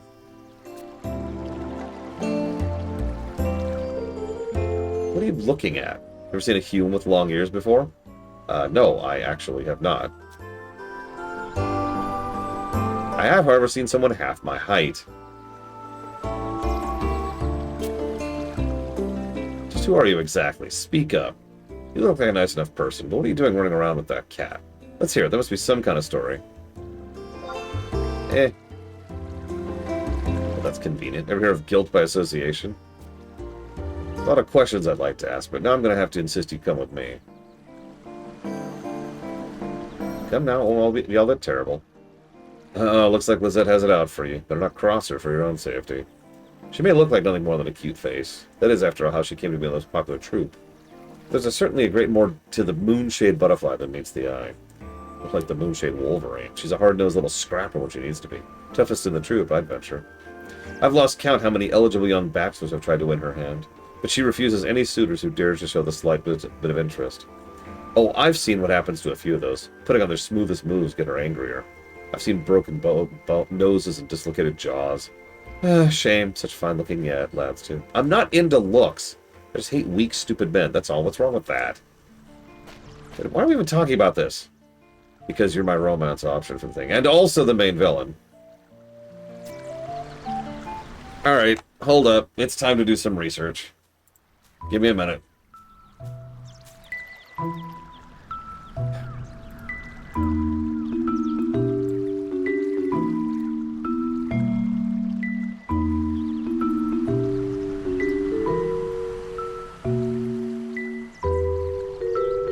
I already found someone. Olmia is the only woman for me.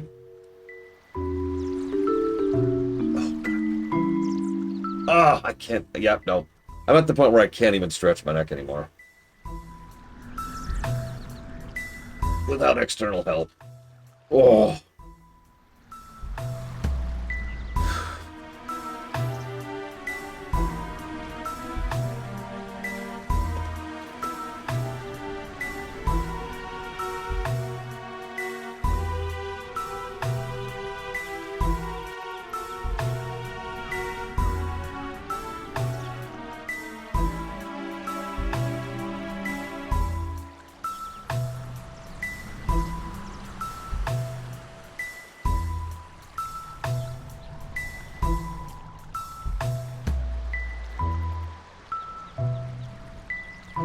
You gotta be kidding me. Why do they keep doing this? This is such a weird choice. Alright, whatever. I mean, no negative given. Whatever. Oh, we seem to have strayed a bit off topic here. Let me get back to the important topic at hand. Well, who are you and what's your relationship with the confounded feline? Cavernous Maw. So that's the name they've been given. And you claim you were sucked into one. Just as I suspected, the cat is pulling all the strings here. You think I'm reacting strangely? You're probably just going to laugh off my story as the idiotic rantings and not believe a word of it, right? Just like the others. No, I'm from the future. And apparently I'm technically a level 1 adventurer, which is just incredibly aggravating. Do as I see fit, it doesn't matter to me. That's...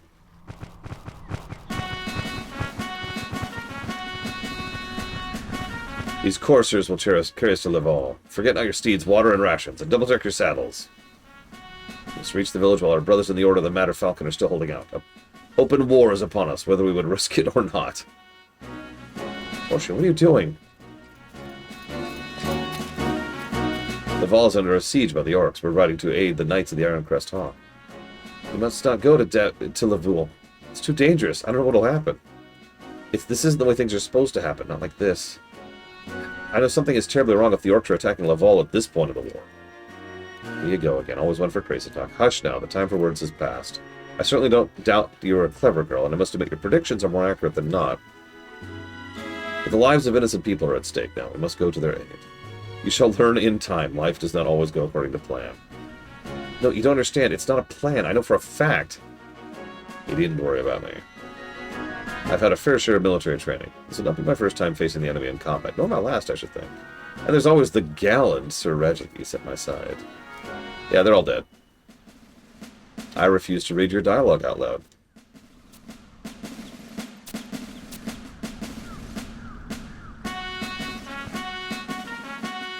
We're level 1, von Falkenstein. That's what's preventing us. You know how you had to be about level 30-ish to do treasures? You could literally do wings at level 1. You there. I'm going to ask you outright. You've come from the future, haven't you? Never mind. You needn't answer. But surely by now you've sensed that something is a bit off. The Vol will eventually fall into the permanent control of the orcs. They will rename it. You know it as Devoy. That's not supposed to be happening right now.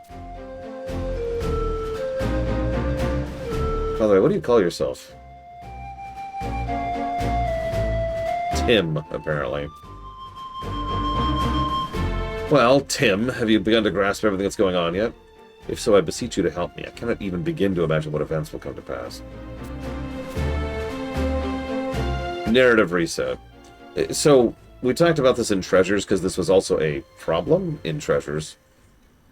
The problem here is that both Treasures and Wings are designed to be able to be the first expansion you do, before you even finish Vanilla.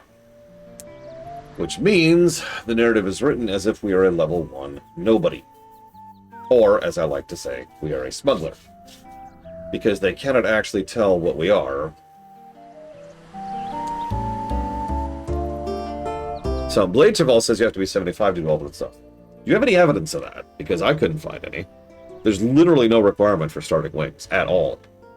Other than physically walking to a location and then doing a thing. Then walking to another location, then walking to another location.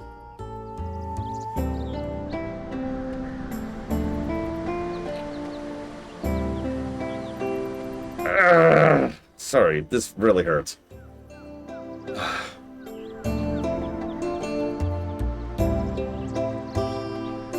It's irritating, but I don't even feel like dealing with it right now, so I'm just gonna go on with it. What's next? Let's just get this over with.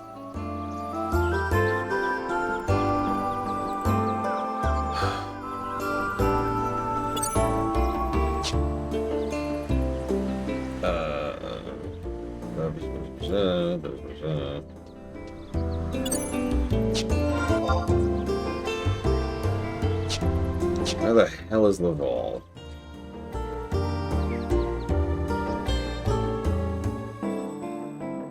Excuse me, Devoy.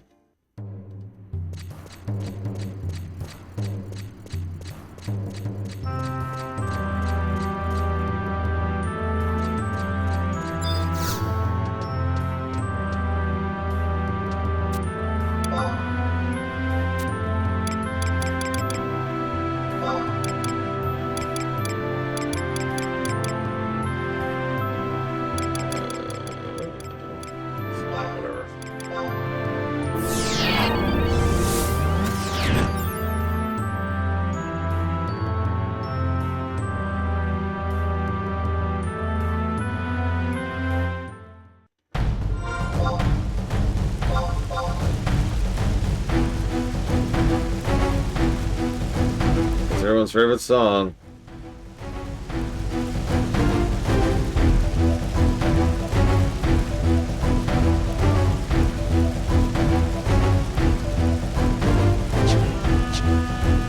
Apparently it's right in front of me.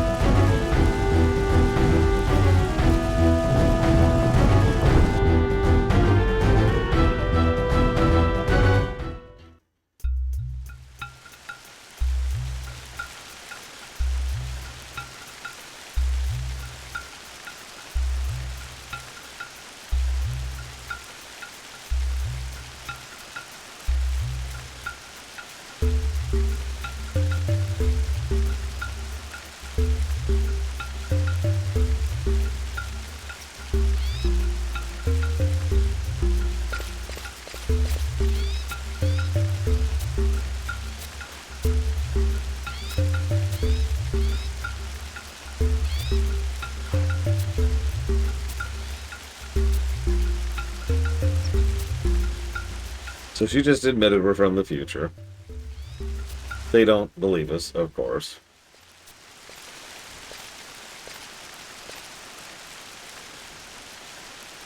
Jesus Christ, Mr. Red, that's horrible.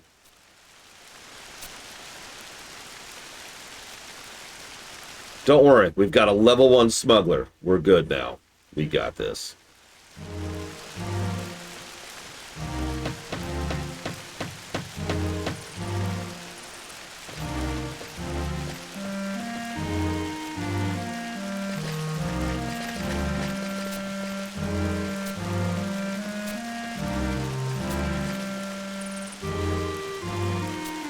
Well, there's inflation to be considered, Darkrai, obviously.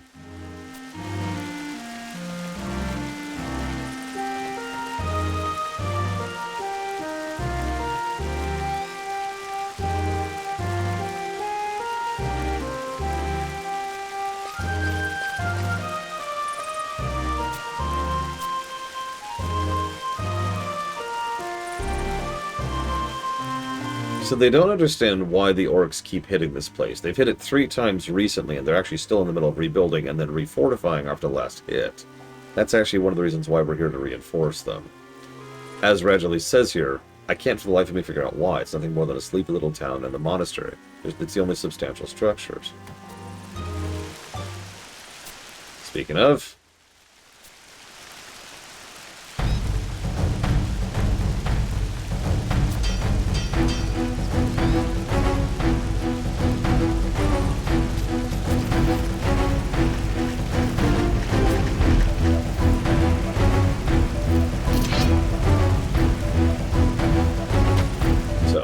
Scare tactic by the pigmen is what he just called the orcs, by the way. Oh, hey, an actual demon. That's cool. And as per the rules of fiction, if you die on something high up, you immediately have to fall off of it. No, seriously, that is a very common thing. Anyway, so yeah, the demons are here. And they're the real attack force.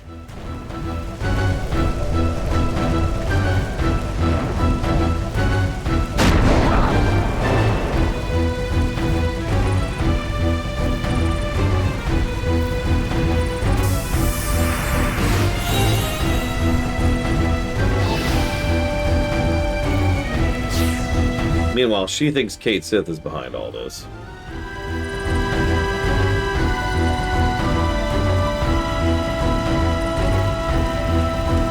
If it bleeds, we can kill it.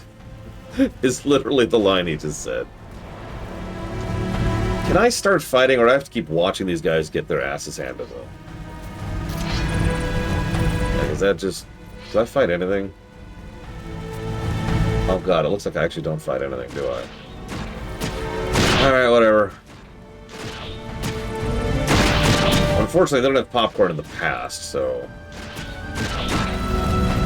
Well, yeah, we're a level 1 smuggler. You can't animate us, Mr. Red. I suppose the level doesn't matter. They don't know what class we are.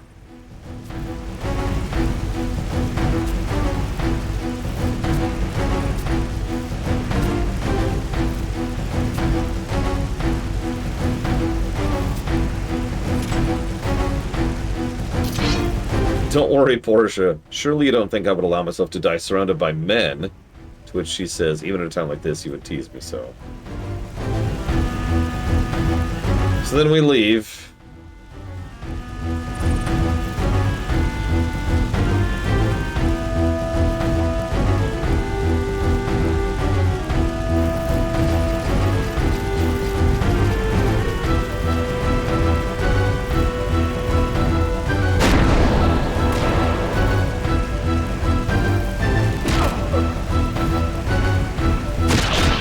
I was actually thinking about that, Mr. Red.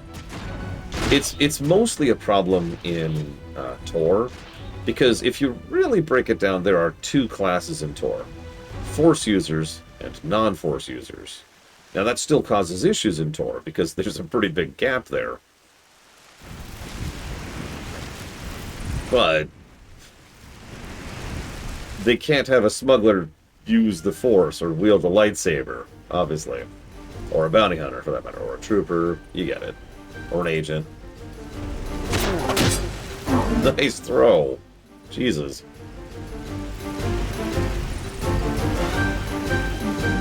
Wow, the bell ringer actually lived.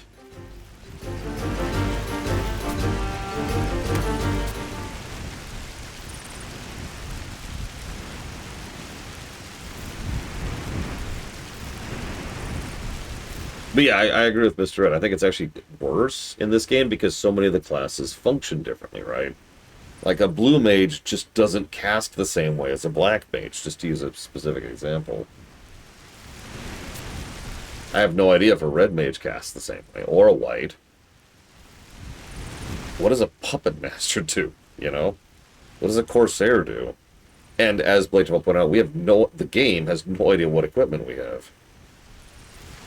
Oh, that too. Some of the classes don't directly fight like that. Like, what do you showcase for a dancer?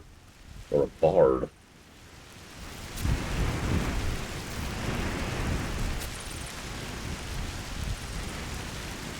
There is no knight by that name. I like how we picked up on that immediately, at least.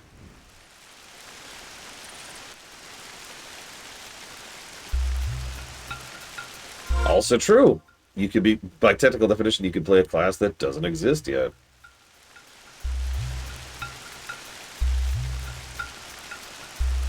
I like how it actually says Devoy on the map there.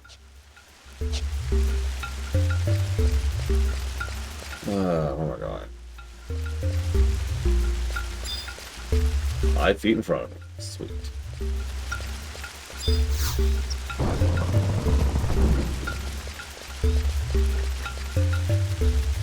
Can I? Nope. Cannot mount. Okay. So that's a 71. That's a 71. That's a 71. That's a 71. That's a 76. Oh, right. I should be actually doing stuff.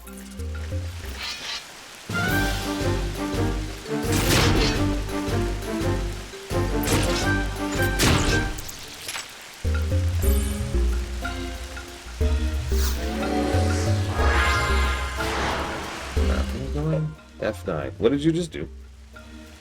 Okay. F9. Where the hell is that?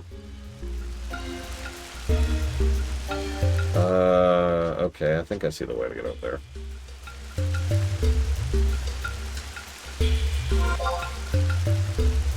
Yeah, okay. See you around, Evo. Take care, be well. Get some A&W.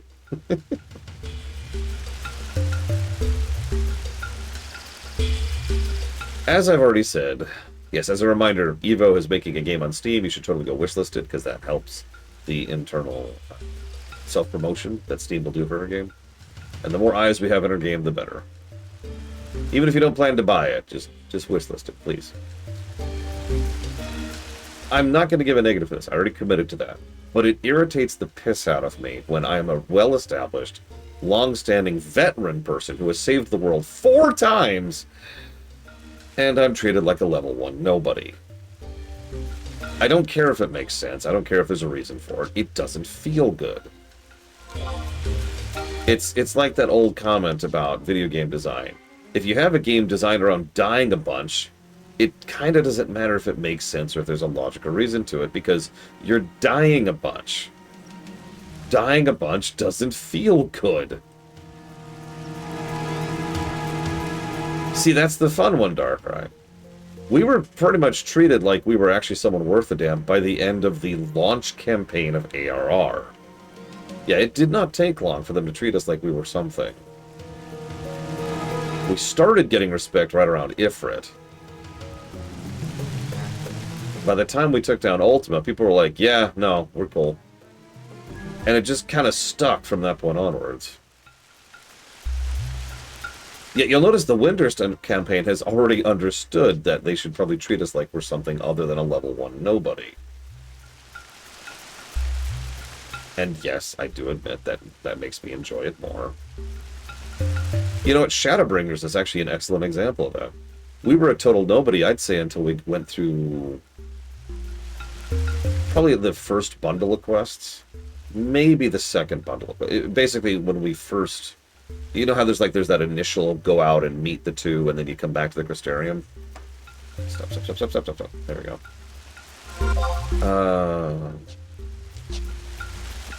That's true, Blade. That's a valid point. I'm just going to chill here for a second, for about 6 seconds, actually.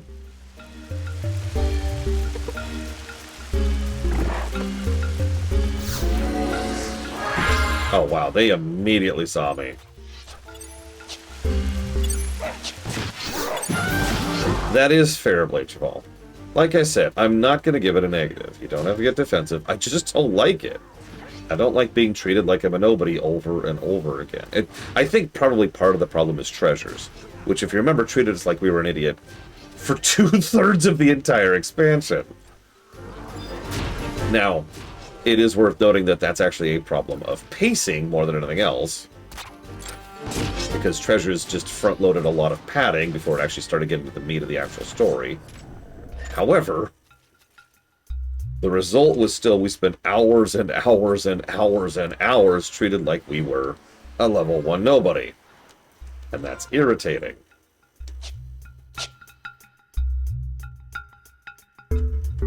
I ultimately ended up giving that negative to the pacing side of things, because that was really the actual issue there.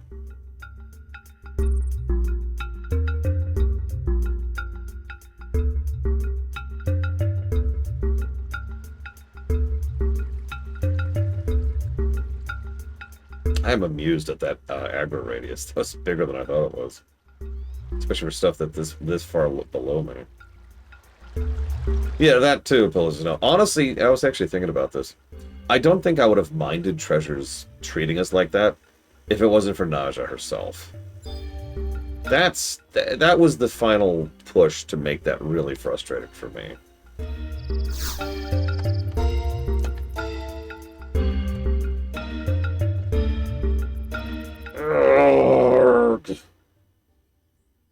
Damn it.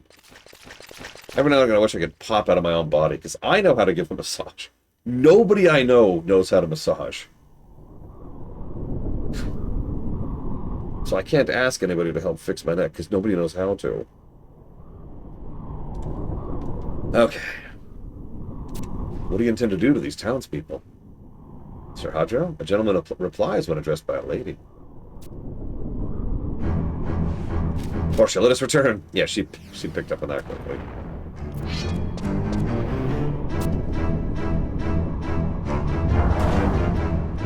Sup? Hee. Was the journey to your liking? Allow me to offer my apologies. I realize it may be neither the most appropriate escort nor location for such ladies of your refinement.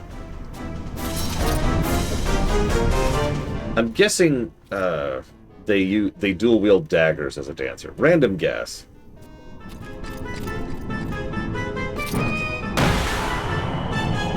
Nice. Jesus.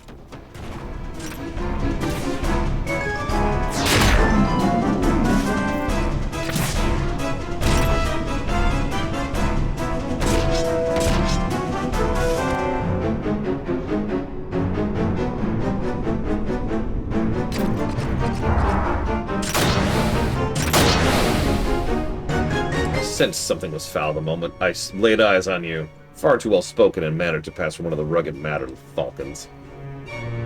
Most perceptive.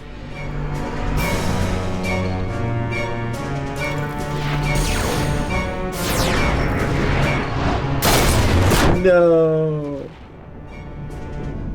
I haven't the time or patience to contend with your futile interruptions.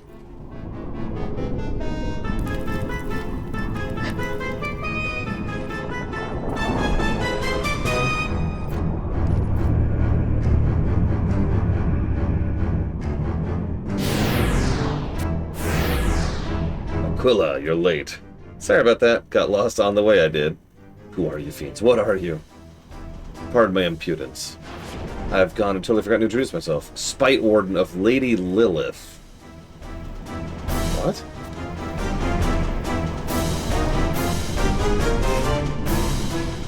And Commander of the Knights of the Rustwing Hawk. Me too, me too. Leader of the Crypt Scale Protectorate. So nice to meet you, and I mean that. By the command of Lady Lilith, we came to pay you dear ladies a visit. It seems we have quite persistent guardians watching over you. More so than anticipated. Aquila, I leave these knaves to you. Tear them limb from limb. Again, I always get stuck with the dirty work. It really doesn't suit me, I think. Silence! Would you prefer I place my own blade once again in that slack jaw of yours? Fine, fine. We really aren't good at dealing with people, you know that?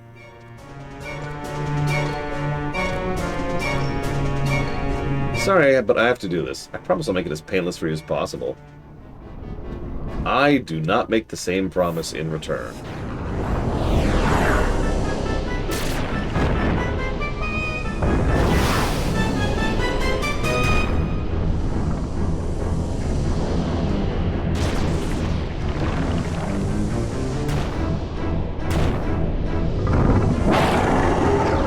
You ever have a Chicago dog, Pillagers know? Because that. Although I'm also fond of, like, rib meat, stuff like that. The name of the quest is Purple, the New Black. Ah!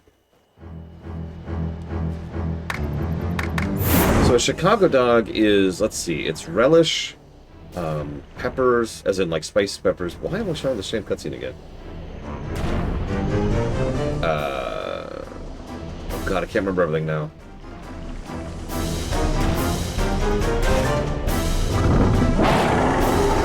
Let me kill this thing.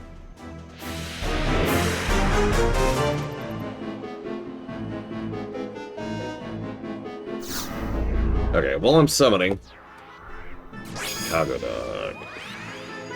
I'm just gonna pull up a picture because that'll get it across immediately. Yeah, here we go. Okay, so we've got tomatoes, onions, the peppers are the important part, and a giant ass pickle and sweet relish.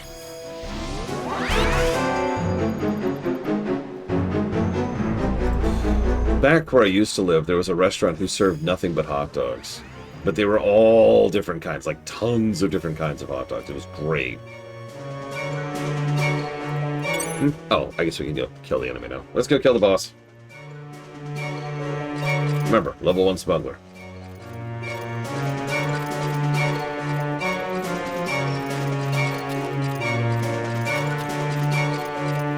What would be the smuggler equivalent of FF11?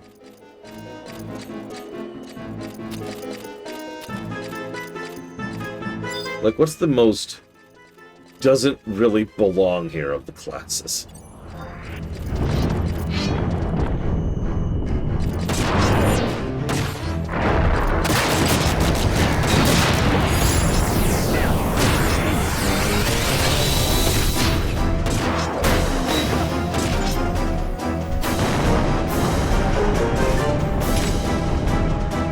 I was thinking Puppet Master, yeah.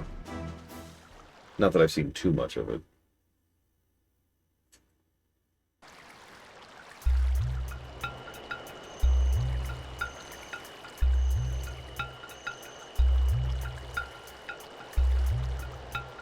Rune Fencer. I haven't even seen a Rune Fencer at this point. Oh god, Ross, you are doomed.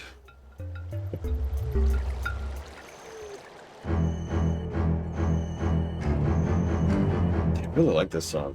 It's not fair. What did you do to my Galarhig? I murdered it.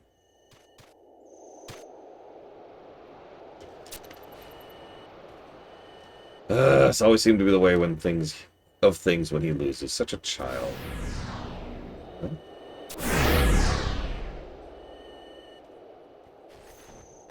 Come on now, on your feet.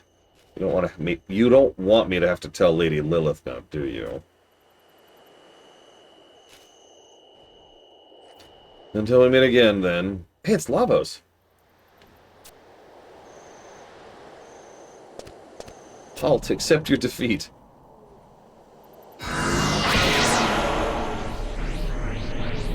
For emptiness itself is not to be sustained. The whole of creation abides right at this point. Both good and evil, sacred and profane. All realities.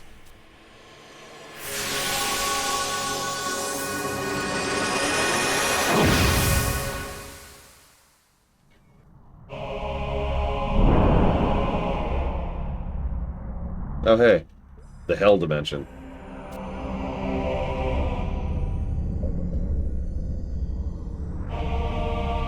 Well, we're a level 1 Puppet Master, Dakota. For emptiness itself is not... She just literally just said that. Exact same dialogue. I refuse to repeat that.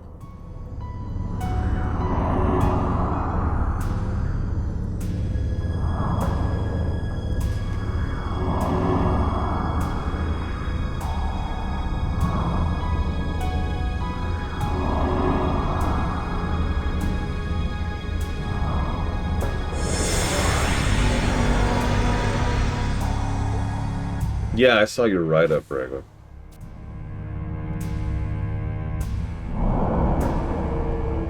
No, no. They're all dead.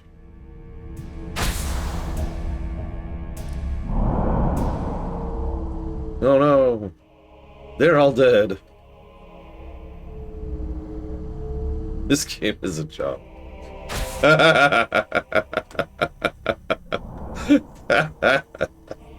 You just made my day. I want you to know that.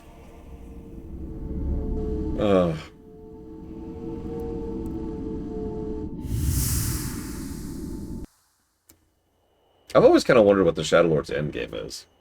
He's the rage of the species embodied while empowered by... We never actually found out. So, like... What happens when he's killed everything? Why are we passed out? Nothing even happened to make us pass out. We just passed out. We have, like, sympathy passing out. It's like if I'm just walking along and all of a sudden someone passes out nearby, I'm like, oh no. And then you pass out? And then we pass out. Why are we passed out? Why are we passed out? Why are we passed out? They are good. Answer me. It must have been a glitch. Alright. Let me check the battery, because I think it's getting pretty low. So you have, do me a favor. Will you do me a favor? Tell me when this video is done, okay? And then I gotta take it back and start charging, okay? Thank you. Oh my god! Shadow Reigns! Yeah, narcolepsy! There's just narcolepsy. That's what it really is.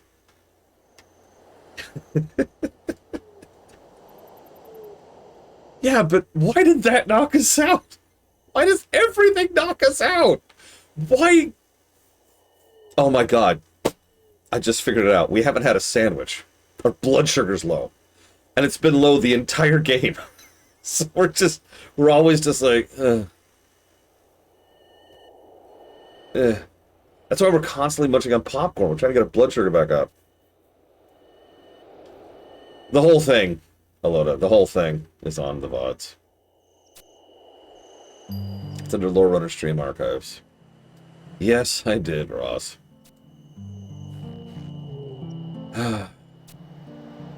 So anyways, Lilizet, oh my god, why is there an extra L there? Is fine. WOTG. WOTG. That's what we're in the middle of doing. Oh, sorry, you're asking if I've done this before. No, this is new to me at this point. You gave me quite a shock there, just fainting like that all of a sudden. I thought you had taken ill by some sort of magic. With the help of Sir Ragelis, we were able to carry you to safety. Sir Ragelis, where is he? Is he alright? Yeah, he's turbo dead.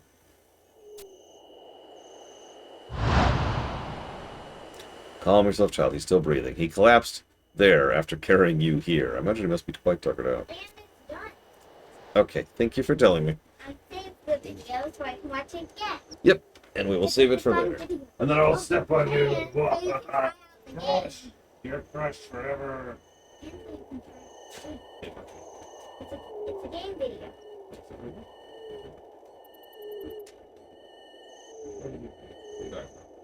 So what? We were watching.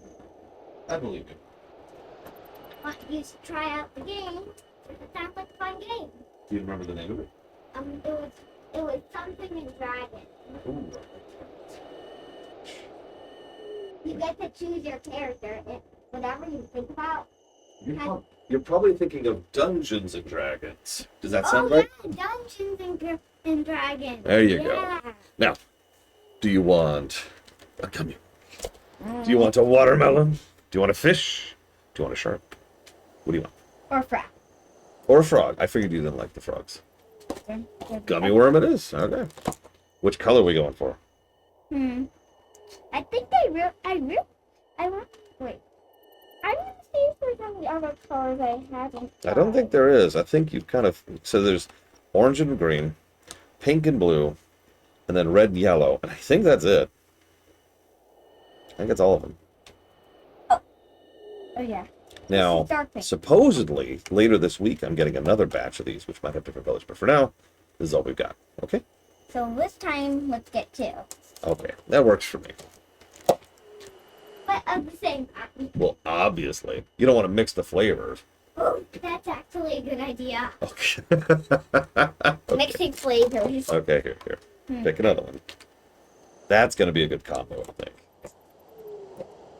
Just have to get it in the right shape, so I'm part of it. Okay. Combo. So what we could do is link it like that. So they kind of... Oh. It's not quite sticky, but you get the idea, right? Mm-hmm. There you go. What I do, if it's straight, Mhm. donk, just I mean, you're basically tying them together at that point.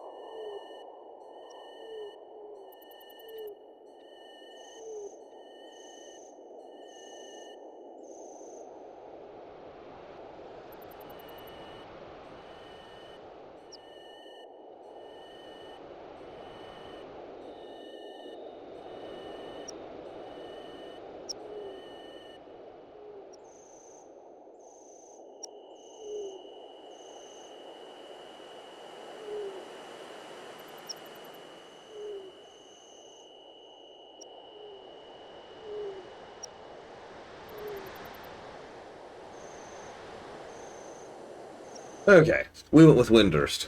A lotta. A lotta latte. There we go. Sorry. Okay. He was joking and in good spirits even as he was carrying you. Now he's turbo dead.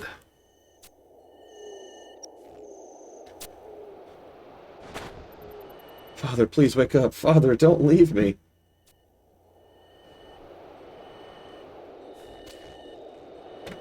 Lilith, I'm wondering if you haven't banged your head somewhere. What are you going on about now? She's from the future, you dingus. But I don't believe her. Well, then that's your fault, isn't it?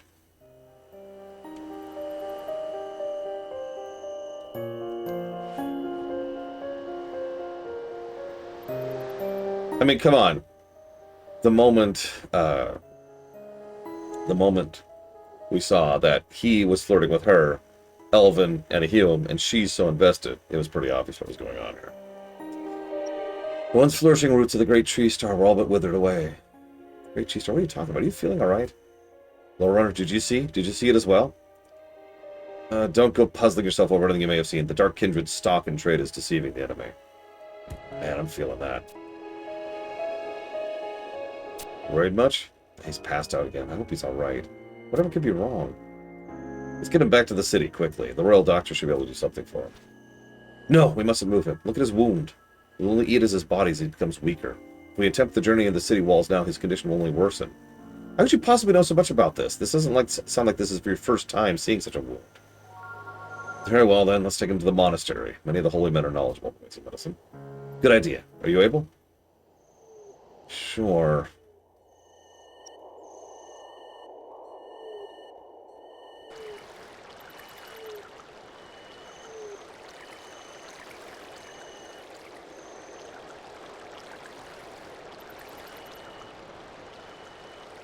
Lorna, I wonder if you haven't noticed by now. I realize there's no use in hiding it from you. I'm an adventurer, just as you are. I'm from the future. Yeah, I caught that. That man is my father. Caught that, too. 10 years or so from now, that wound or curse, whatever it is, will cause my father to fall irreparably ill and claim his life. So when I heard about the cavernous maws and the bygone days of Vana'diel, I had but a single thought. My mother once told me my father suffered his wound serving at the Battle of Juno. I thought that if only I could somehow prevent him from going into that battle, if only I could... That the wound could be avoided. It made such perfect sense to me. I already know what happened. I already know what will happen after this. I've already learned of these events. That's history. But there's nothing I could do. He's still been struck by the same blow. But events are changing. History is changing. Like the events we witnessed back at Laval. My mother's diary contained no such entries or recollections, not even in passing. But still... That mysterious feline. She, too, is attempting to change the course of history. Only if she has her way, things would sway in favor of the Beastman Confederate. No?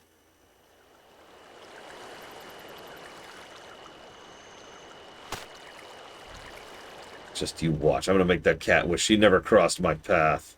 And I will save my father. Narrator. She will not. What are your plans from here? Do you intend to keep the promise you made? Yeah.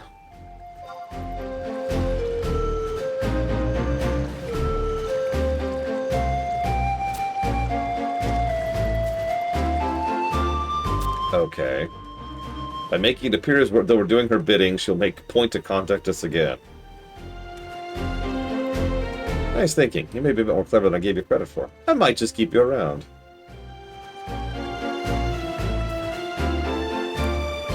So what we do is what she tells us. Then we go to a place she's likely to show herself and maybe make a little noise. That we've got her. Wants to stop the flow of tears, does she? Well, I don't suspect a single one of we should over her. Hee hee hee hee. Are you listening to yourself? No, of course you're not. Anyways, I'm ready to warp to you, Mr. Red. Or not, apparently. Never mind. I am not ready to warp to you. Okay. I keep forgetting which expansion I'm playing.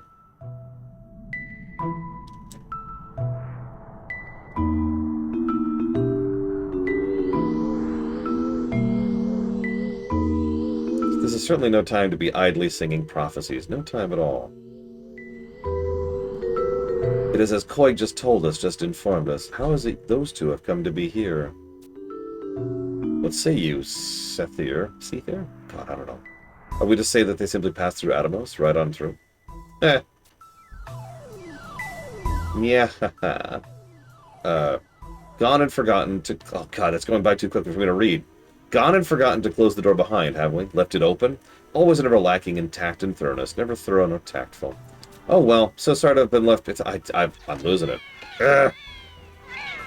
I can't read out loud that fast. We mustn't forget we are all one. Our cooperation is required for us to come to fruition. God damn it. That's enough of you two. Enough. Silence, silence, silence. Quiet, if you please. I'm trying to say something. Speaking up. Have we not overlooked an important issue? Quite forgotten. I give up.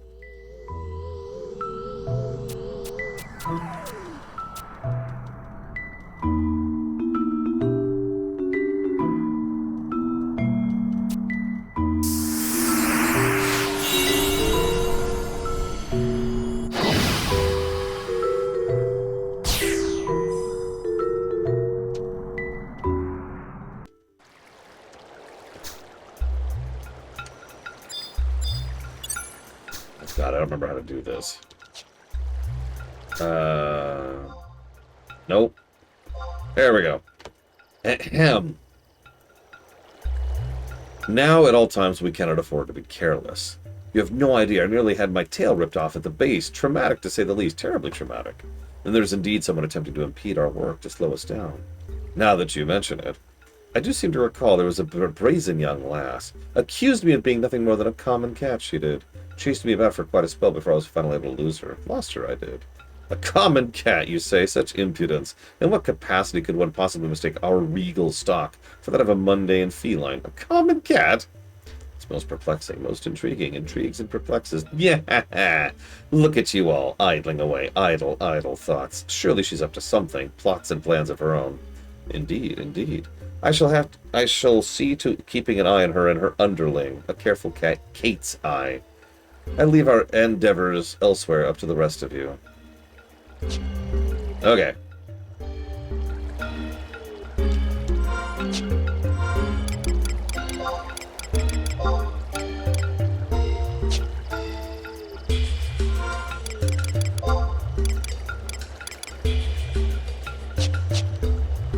Effect Kate's eye. I like it.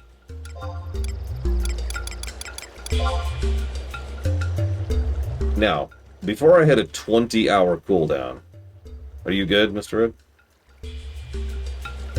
Are you there?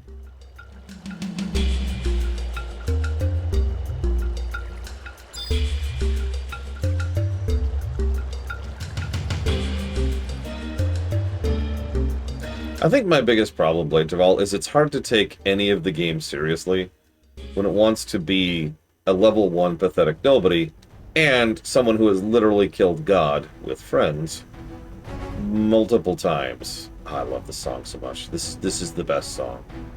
This is the greatest of all songs.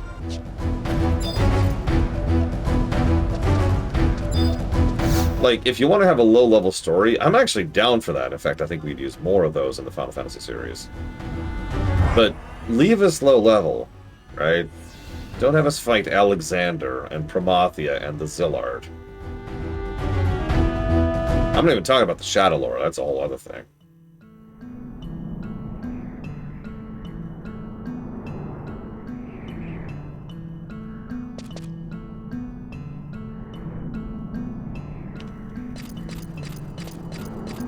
There it is. I think I have this book. We'll find out in a second. Oh no. Right, I of course do not have this book. Sorry. I had it flipped. Yes. Yes. Sarah Magoo. What a... Oh god, even just looking at the map, this looks like a pain in the ass to reach. In fact... Do you have to go through Garliage to get here? Because it says Garliage exit. And that looks cut off. Looks like you have to fall down from here. Wow. Yeah, okay, that's cute. No, yeah, that is valuable and I appreciate it, Mr. Red, thank you. Okay, so I should be... Where's my mission? Right, it's not listed for some reason. There we go. The name of the father.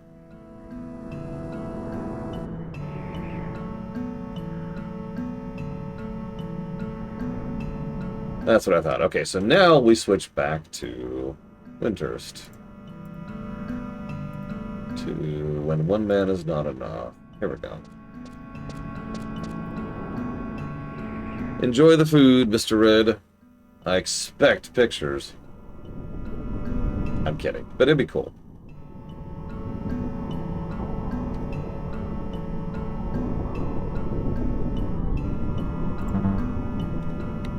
And yes, I need to make sure I have this fish on me.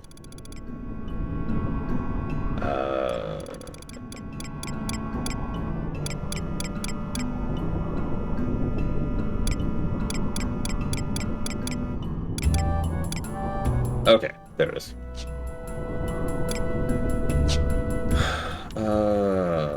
I guess this is the fastest way to get there.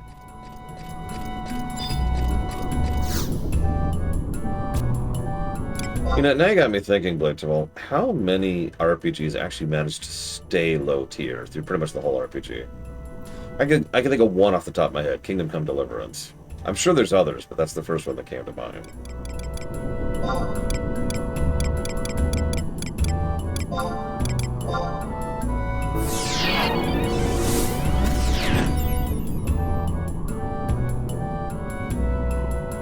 Yeah, you still end up fighting the deity, spirit, the demon thing in Gothic, you know?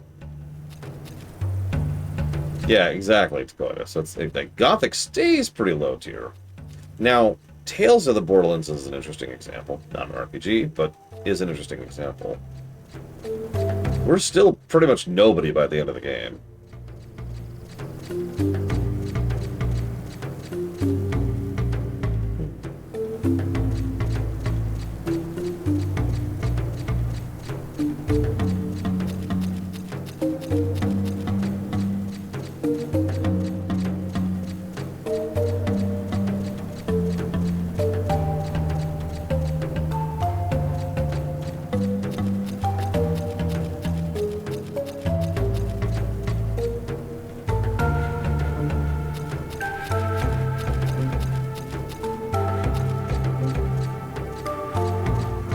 Tactics absolutely does not count. Which is funny when you think about it. Tactics is in fact a very good example of exactly the problem I'm talking about. Low tier, low tier, low tier, low tier. Demon Lords.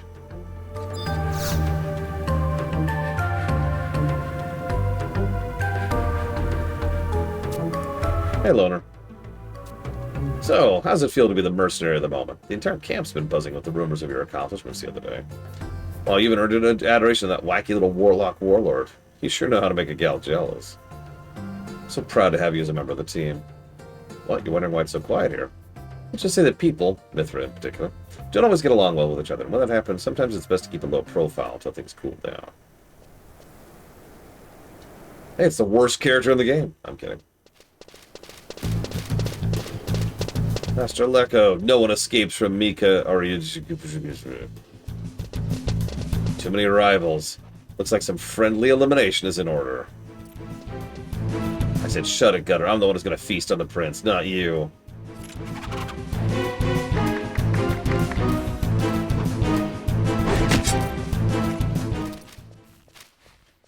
Oh, where'd he disappear to? Now look what you've done, scaring him off like that. You don't want to try to make a myth kebab out of poor Master Lecco. The scent is mine and mine alone. You girls keep your nostrils sealed. Keep on dreaming. I'm not giving up my claim to Master Lecco. Damn it, Gutter. How many times do I have to tell you to shut it? You want me to throw you away? You can be so cold-hearted sometimes. Why do I keep coming back? Because he's the only guy in a 10-mile radius that isn't the size of a potato. Till, why aren't you at your post? Yikes, it's the boss. And look who else is here. Aja, Mike, Vino, Lou. Well, mercenary leaders should know better than in dire situation. That should know best the dire situation Winters is in. And yet I find you chasing after a man like love-starved kittens. Isn't there a single morsel of shame to be found in this entire litter? Who are you to preach, eh? What are you talking about? Yeah, we saw what happened back at the fort. And the prince getting all snuggly-wuggly up in the chocobo. That was... These are interesting accusations you bring. Now, how do you intend to back up your claims? Uh-oh. She's ticked off real good. Have at me, all of you. We'll see who's right and who's gravely mistaken. You have guts, I'll give you that. I've been itching to test my mettle with you for some time now. So I'm up for whatever you think you can throw at me. Me first! Master Lecco's supposed to have a thing for strong women, and I want to prove myself. Or is that so? If it's indeed the truth, I'll have to feast on all of you. Yes, God, we can join this time. Okay. Oh, no, no. This isn't supposed to turn out this way. The boss is supposed to make these right. If there's a repeat of the last internal dispute, the ministry buildings end up being razed to the ground again. Us mercenaries will get kicked out of Winters for good.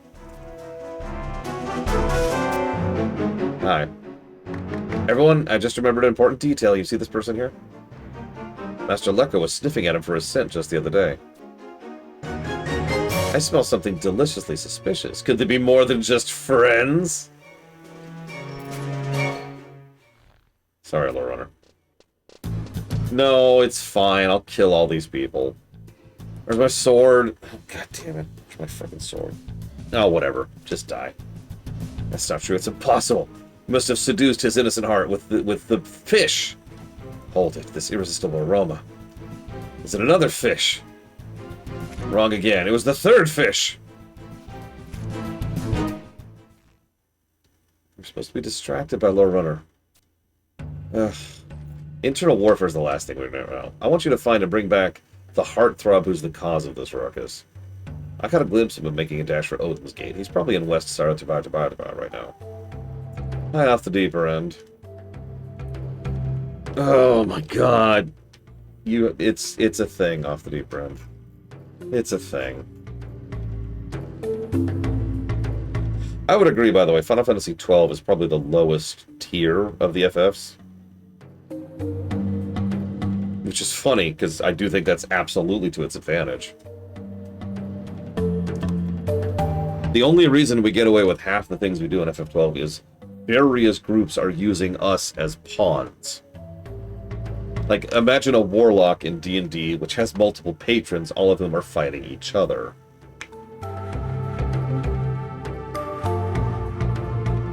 Wait, how is what do you mean 13 is worse? Yeah, 12 is also very realpolitik.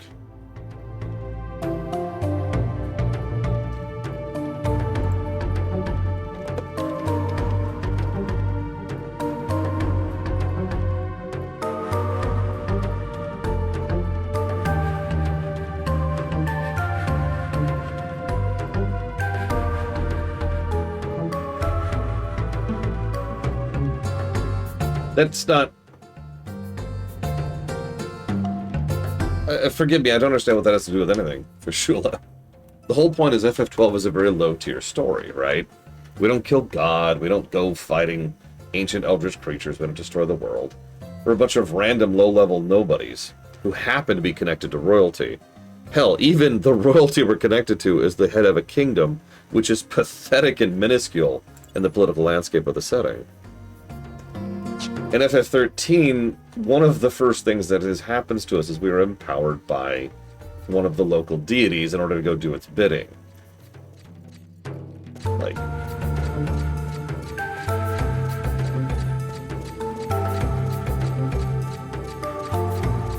FF13 starts higher tier than FF12 ends, is kind of my point. Tactics Advance... We don't talk about Tactics Advanced.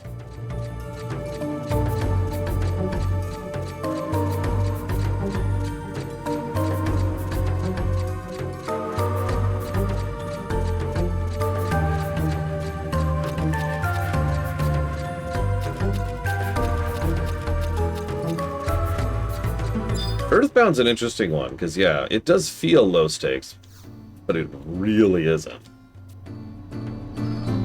It is quite literally a planetary-scale alien invasion.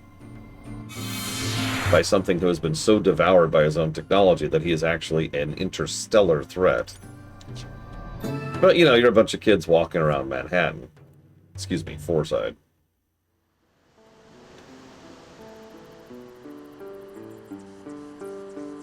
Come on. Come on, game, come on. Thank you.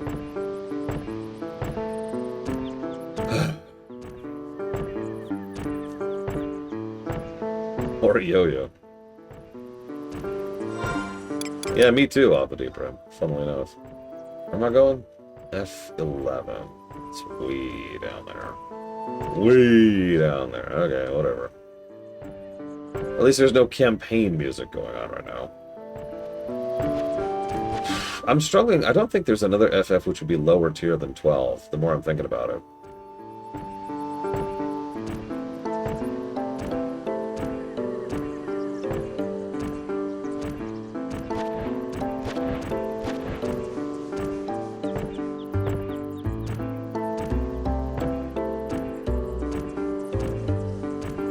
Eight certainly wanted to be low tier, but kind of wasn't. I mean, the moment the GFs got involved, that was kind of the end of that.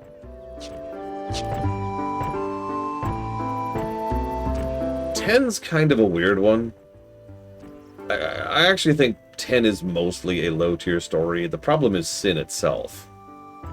And if I'm being blunt, I lay most of that blame on the art department having absolutely no idea what they're doing with regards to Sin. The scene where you could see him attacking something in a way that is literally visible from space is stupid. You can have Sin be powerful without him being able to affect a continent simultaneously.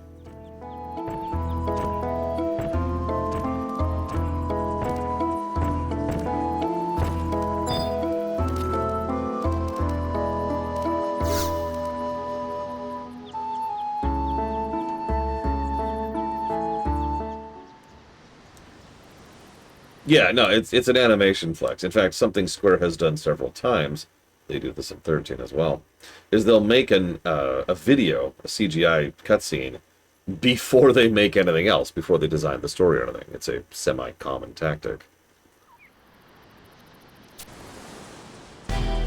Your sweet talking will get you nowhere, Lecco. The Fire Tribe has suffered grievous casualties from the incident, in the wake of which perpetual state of destructive unrest continues. To rub salt into the wound, countless compatriots have crossed the seas to fight for a foreign cause at the cost of their lives. Furthermore, the whereabouts of the sinner and her child remain unknown. Tell me, Lecco, is it by mere coincidence I find you here amidst all this misfortune?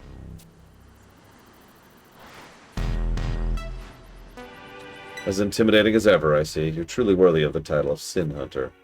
If you excuse me for unanswering your question with another question, what is this unhealthy obsession you have with me? Do you that badly desire my head? If Lecco Haboka is truly who you are. Lecco is supposed to have met his end by my hand, unbeknownst to others. At this very moment he should be spending his eternal slumber in the murky depths of a frozen lake. Frozen lake, you say? Gives me chills just thinking about it. But if what you say is true, then what do you propose me to be? Some kind of apparition? Enough of your games. You will come down here and answer to justice this instant. Okay.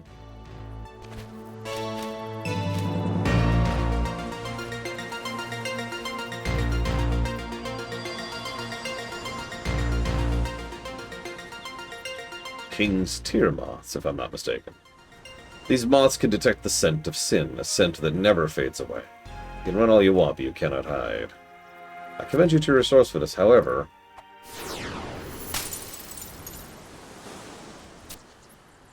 I've never been much of a bug person, you see. In fact, I'd very much like to spend some quality time with my #1 fan and answer whatever questions she and the well-whetted tines of her trident may have for me. But if you'd be so kind as to oblige the whims of a condemned man, I'd like to be around long enough to see how events unfold in this continent. After that's over and done with, you won't hear a single squeal of complaint from me the next time you come for my head. You'll answer for your sins sooner or later. Don't ever forget it. Okay.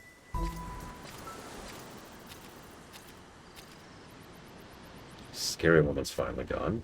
Free to come out now, Lore Runner. It's been a while. I trust you've been well. Who was that ill-tempered lady, you ask? That's a tough question, actually. Not exactly an acquaintance, and not exactly a friend either. Let's call her the bane of my existence and leave it at that, shall we? So what can I do for you today? No, wait, let me take a guess. You've been asked by Roma to find a way to bring me back. Sorry, I cannot comply. Think about it from my perspective for a second. Going back to where all those murderous ladies would likely be marching me to my death.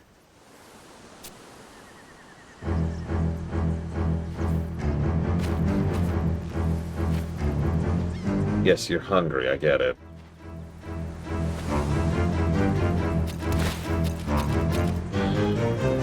By the way, this is getting a negative. You know why? I'm starved. I have the food he needs on me. Now, I know, I might not know that, but if you remember, the game gave me the hint of which food to bring before this moment, so it's not actually that out of bounds that I would have bothered to go and get the food before I came out here. But I cannot actually give him the food now. I have to go all the way back to town, talk to What's-Her-Face, and she'll say, you should give him food. Then I get to come all the way back out here, and then give him food.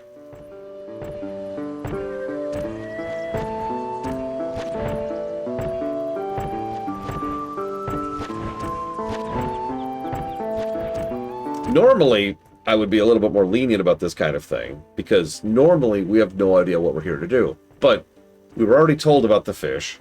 We know he's hungry. We can add 2 and 2 together. We should be able to figure this out. But no, we got to go back to town, which you'll notice is a bit of a trek, just to then be like, hey, you should go give him food. Oh, yeah! Because apparently being a level 1 smuggler does not preclude having a brain.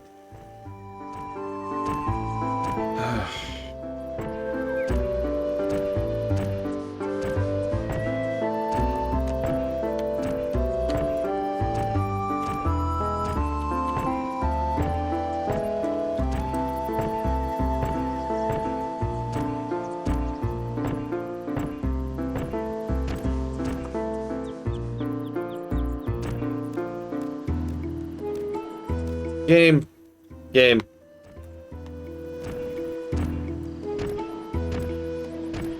Yeah, you were getting there, push-ups. Yes, Thousand Year Door had that problem pretty badly. It's one of the reasons I love the fact that they ripped that out of the remaster. By the way, fresh plug, the remaster's really good. You should play it.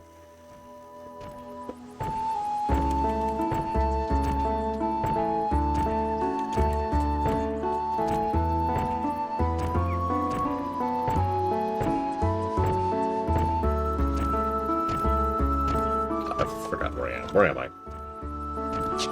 I went too far. I went too far. God damn it. I can't win with this game. That's all it is. I can't win with this stupid game. There's no victory. There's only gradients of loss. You can quote me on that. You can put that on the back of the box. Final Fantasy XI. Gradients of loss.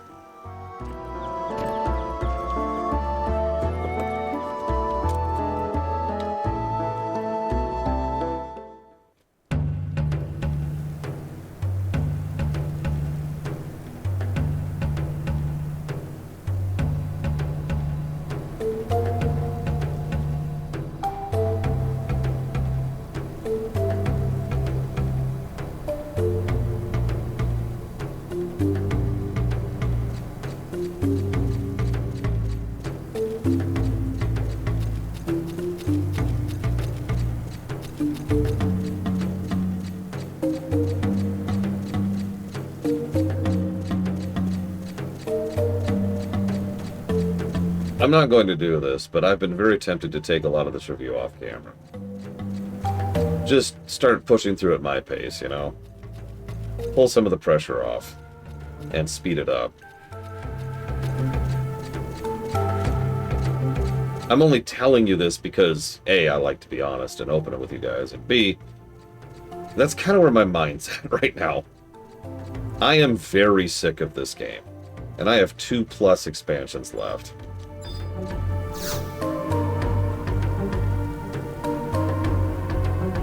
Yeah, exactly. It would defeat the point.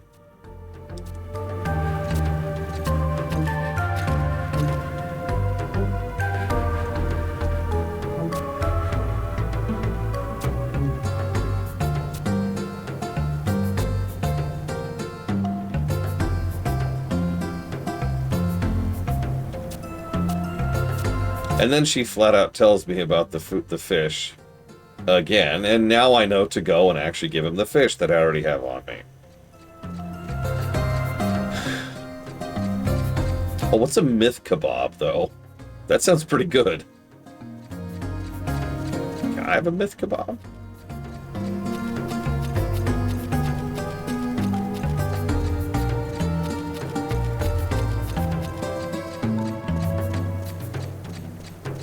Ooh, cat meat.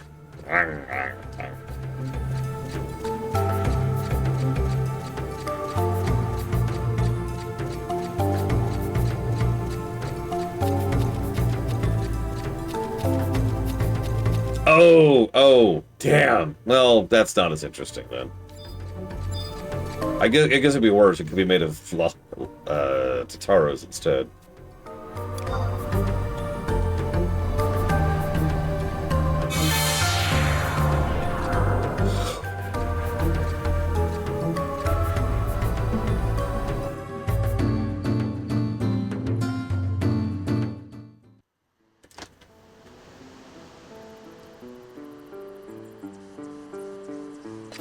Christ's sakes. Come on, game. Game? There you go. Christ. I wonder what cockatrice meat tastes like.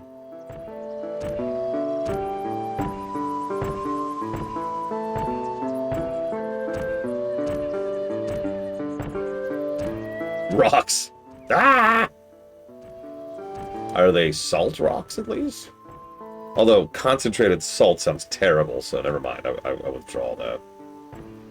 Warning shot.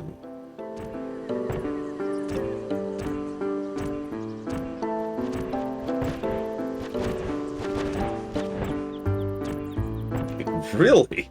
Wow, okay. A favorite character in this game?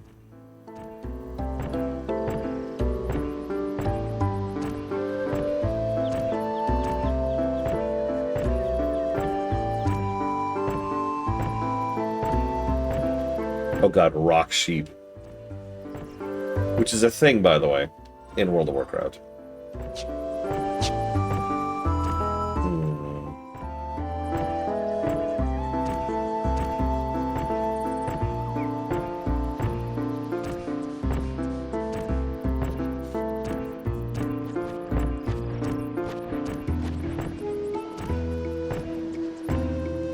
I'm not sure I actually have a favorite character right now. Don't mistake me, there have been several characters who have been positives, but I'm not sure any one of them actually sticks out above any of the rest. So I'm going to say, no, I don't have a favorite character in this game yet.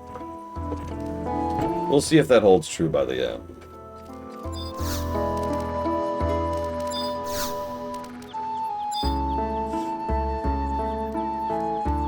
What?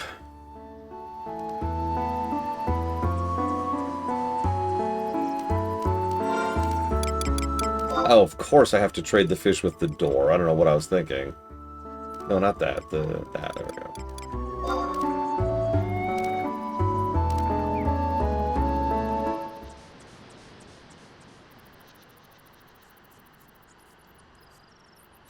Let go. I got you some fish. What are you doing?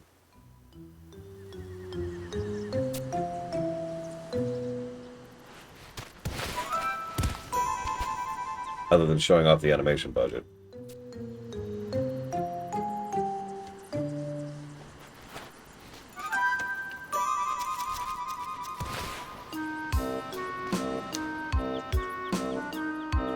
Please stop sniffing me. Stop sniffing me! Jesus Christ. Yes, here, have a frickin' fish. You weirdo. Here. No, what do you...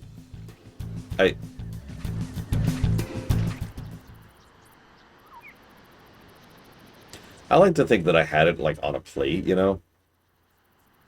And then he was like, no! Ripped it off the plate, and then just started munching on it right there on the spot.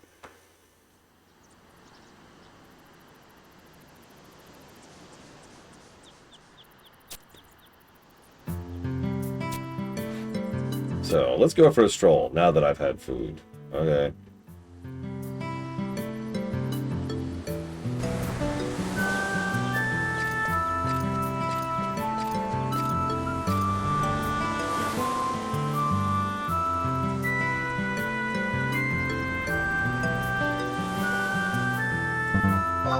So, let's talk about the Federation forces.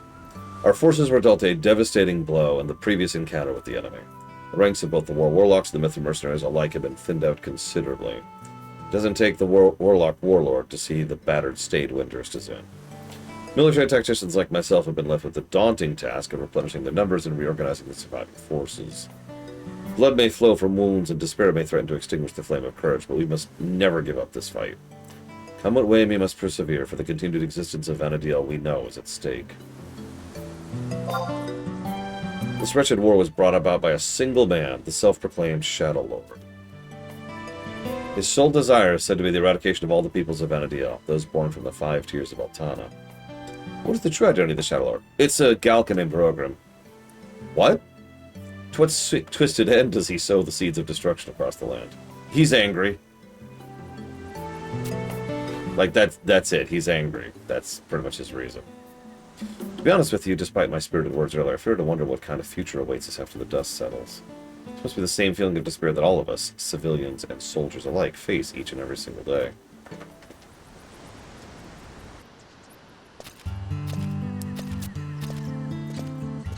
Wasn't there anything about me you wanted to know? After all, the more we know about each other, the closer we become! Oh my god. No, I'm not having sex with you. I went down that road once. It took me weeks to get all the fur out of my teeth. I'm glad you asked. I was born in the capital city of Ganova, Matriarchate. Matriarchate? A nation referred to the Mithra simply as the Motherland. Located far, far south across the seas from Mindartia, it's a great nation that occupies the entire continent of Ulziria and its surrounding islands. Blessed with... Oh my god, Arsbruce. Blessed with the abundant nature and rich tradition, Ganova is a nation of hardworking citizens living peacefully under the just rule of a wise and beautiful queen. Is what the brochures would have you believe. Actually, I left there at quite an early age and have spent the majority of my life on the road, so I can't claim to be an expert on all things Ganaboan. I'd appreciate it if you didn't share this information with others. Maintaining an air of mystery has its advantage. I've noticed your curious eye staring at my jacket. Not the most suitable article for the climate, is it? Jackets are the latest trend in the motherland. Everyone's going crazy over them. I'm pulling your leg. I haven't the faintest memory of what those back at home are attired in. Like I mentioned, most of my life was on foreign shores. Ulbuka to the west, Aragia to the east, Rajoa, the frozen north. The long stretch of time spent in the north has given me a preference for most substantial attire compared to my more fellow Mithra. It can get quite steamy here, but I'd rather feel naked. I would feel rather naked and exposed if clothed any less. You have to admit, it makes for a great conversation starter. Okay. Can't argue.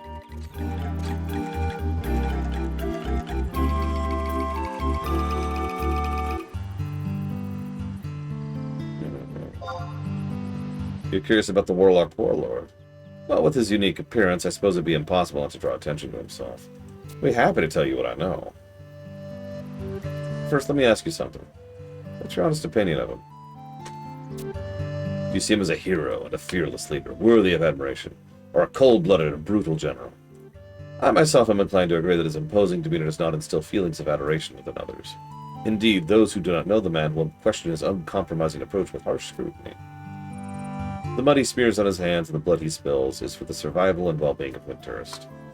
In these turbulent times, the nation needs someone like him, someone who can make hard decisions for the greater good even if it means sacrificing his own honor and any forthcoming glory. I have absolute faith in him and intend to cooperate with him in whatever manner possible. Interesting that he doesn't answer my question. Must be anything you'd never ask. So is there anything specific you'd like to know about me?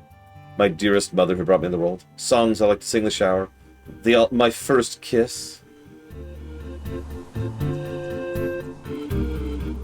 Or perhaps how I ended up as a military tactician in the employ of Robel Akbel? I bet that's been bothering you for a while. Laura, what was your first impression of me when we first met? No need to pull punches now. An effeminate and fragile man, you say? I'll have you know there's an abundance of muscle tissue hiding under these garments. Why did I show you? I did there again, didn't I? No, your first impression is pretty much hit the bullseye. I am as weak as my appearance suggests. I seriously wouldn't last 3 seconds against you, but to compensate for what I lack in physique, I'm the proud owner of a truly nifty weapon. My glib talking tongue. God, he's the smuggler.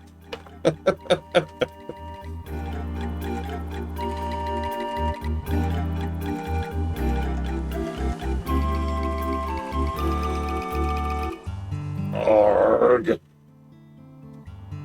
Well-sculpted words have the power to strike down an enemy thousands of bombs away and bring great nations to ruin. It's quite obvious you're not entirely convinced by my bold statement. In difficult times like these, it's easy to lose confidence in oneself, especially if you're effeminate and fragile. So all my high-sounding talk, you could say, is for the purpose of bolstering self-esteem. Silly, isn't it? Master Lekko. I've been scampering all over in search of you. His Excellency wishes your presence. Ah, and I was enjoying the company of this charming gentleman here. An emergency meeting is called. Please proceed to the Heaven Star without delay. Right, all right, I'm on my way. What about you? Would you by chance be interested in accompanying me? Considering your invaluable assistance in the recent defense effort and the fact that you're my close friend, I'm sure the others won't mind having you in attendance. And before I forget, think of this as my way of saying thanks for the blackened, muddy Cyrodion. Now I'll race you back to Windhurst.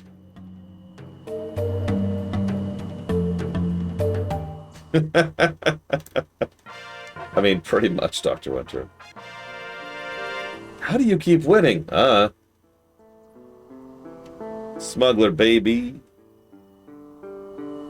Actually, yeah, Ross, that's a really good point. I hadn't even thought about that, but you're right. Stick of Truth and Fractured Yet Whole are two very low-tier RPGs. And they are JRPGs, both of them. That's weird to think about. You're right, though.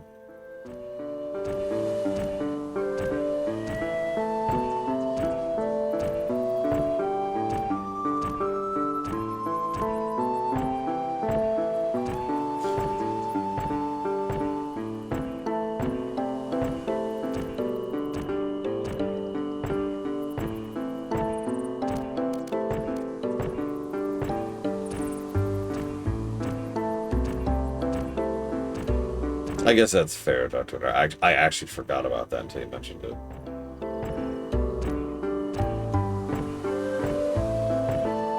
Which one was the Trash Kingdom one?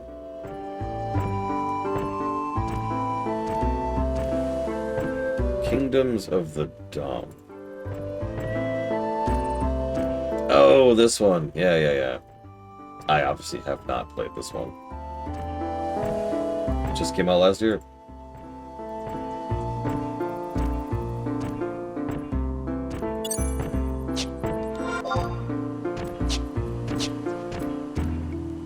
It is interesting to me how rare it is to have a low-tier RPG. It makes a degree of sense, but it is frustrating. If I could use a weird parallel, it's like the relative absence of good Star Wars or Star Trek games. I get why, but that doesn't make it any less frustrating.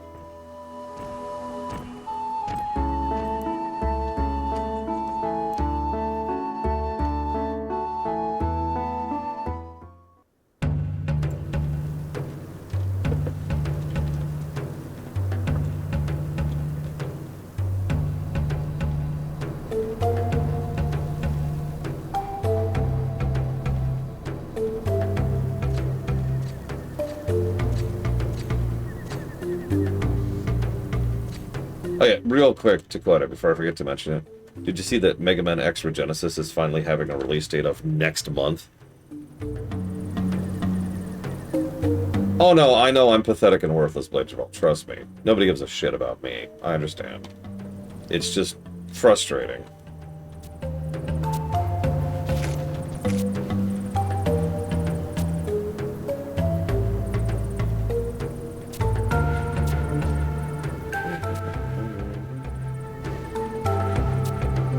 I've been following it off and on for a couple of years now, Dakota. At least I think it's been a couple of years now.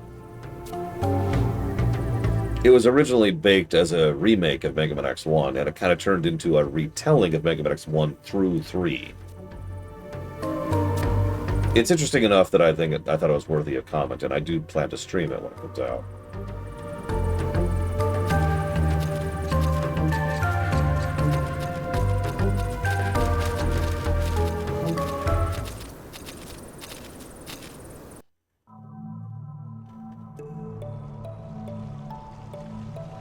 Who knows? It might be good. I mean, I was pretty impressed with Mega Man X8. I mean, that might be part of it too, Tira. Like, I've been playing video games since I was 4. You know, it has been almost 40 years. Like, I've saved the world hundreds of times. I like variety, you know? Hell, you know, one of the things that really impressed me about FF4, yes, really, is how relatively down-to-earth it was.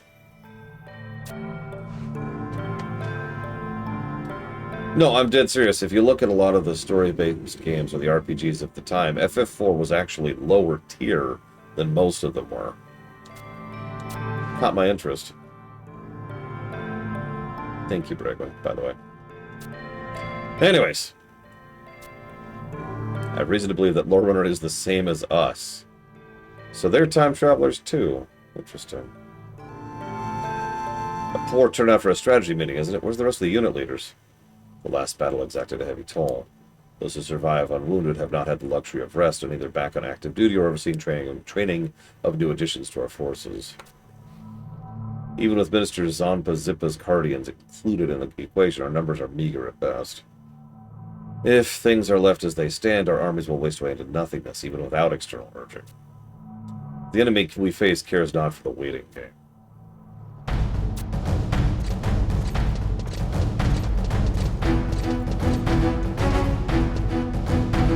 Everyone's favorite song.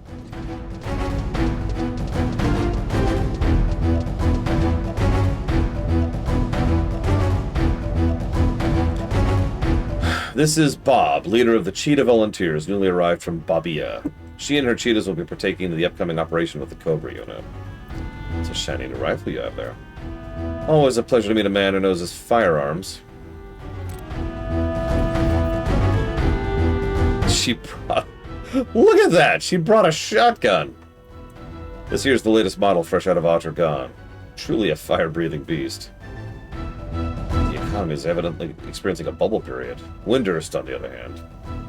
Do we have the financial means to recruit shipload after shipload of mercenaries? The debt we owe the High Matriarch must be astronomical. I like frisky, but this kitty here is frisky to the point of irritating. Easy there, Bashi. Probably just the designated tour guide during our stay. No need to get worked up. Tour guide, huh? You have a big mouth for a small fry. I'm pleased to see the Mithrin tradition hasn't been lost to those outside the motherland. Let's see you and I get real acquainted.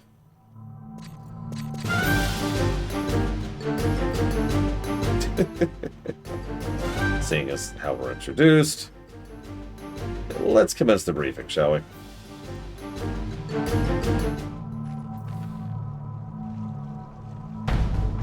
You two are your two units are to head to the Bob front. Our agents have reported movement and sizable enemy forces first sighted at Bob Mountains. The Beastmen are heading towards Bob Champagne, and during their events have been observed absorbing units previously deployed throughout Bob. Has the strategic importance of the Citadel been exposed? Or is the Shadow Lord finally mobilizing forces to lay siege to Juno? Our intelligence favors the probability of the latter. Gigas catapulters and armored division quad form the bulk of their assault forces. So they've turned their attention to Juno. Those at the Allied headquarters are aware of the encroaching threat and are deeply perturbed, to say the least. They bid us double our contribution to the defense of Juno's eastern wall. Quite an unsympathetic request to put forth an impoverished nation with barely enough soldiers to man its own gates. Yeah, the sorry bunch at headquarters, lazy in their cushy lounge chairs, surrounded by Juno's thick walls, haven't the slightest idea of the situation we're in. It's the Allied War Council you so despise that provided us with the funding to recruit these services of the Cheetah Volunteers. I much prefer Cheetah Army myself. It has a much more menacing ring to it. So my unit's task is to escort the new arrivals to the Eastern Wall? Not quite. Lecca, details. Yours will be a divisionary mission for the purpose of allowing the real reinforcements to reach Juno unscathed. I, too, will be partaking in this operation. So we're the bait, huh? Well, I can't argue against a more suited to attracting undue attention than the merry band of Tataru. You are to do no more than draw their attention. No giving chase, no magic. Because any amateur spell would reveal our identity as mere mercenaries to the enemy, right? Correct. This operation will be conducted with Lecco at the helm. No objections? Fine with me. I'll have you know we cheetahs didn't come all the way across the ocean to be bossed around the battlefield. And I'll have you know and I'll tell you your blatant disregard for professionalism jeopardizing the safety of my unit. Would you two just have sex already? God! Over here. Yep, let me set the camera up. Now, ladies, as long as the main strategy is abided by, you have free reign over your respective units. And I promise to refrain from excessively imposing leadership during the operation. Now we're talking. The thinly layered eastern wall. Yeah, get some Barry White going. The thinly veiled eastern wall is one of Juno's few structural weaknesses. The beastmen are certain to concentrate their offensive there. The success of the Fortress City's defense against the besiegers relies heavily on the outcome of your mission. Much is at stake. Participating units are to regroup at Bob Champagne. Oh, one last thing. Please avoid engaging in unnecessary skirmishes with the enemy until the operation is concluded.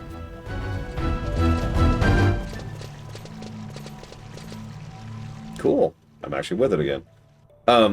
Push-Ups mentioned how many Bobs I know. When I was working at that networking job, I actually personally knew 3 separate Bobs. 2 of which I was working with at that company, one of which was one of our customers. You're rather slight for a soldier.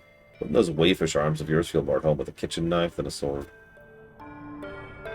You obviously have doubts of my battle prowess. I'd be more than happy to personally convince you otherwise. Save your strength for the upcoming operation. You'll need it. Seriously, girls. God, stop getting into a cat fight! I literally just got that. Alright, whatever. Moving on.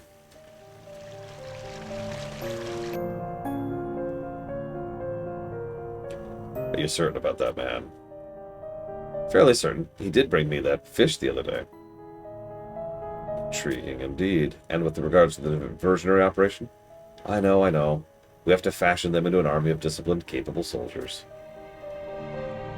The matter is in your hands. I trust you need not be reminded of the pivotal role they'll play in the coming decisive battle. Naturally. Any word from the motherland? Only that they provide no further reinforcements and advise us to abandon Windhurst should the control of the situation escape our grasp. They have offered asylum for her holiness at the capital should necessity dictate. What a kind and caring soul the High Matriarch is. A shrewd, ambitious wench, that one. Her scheming goes so far as to even have the Star Sibyl in her grasp. Our situation grows more precarious still.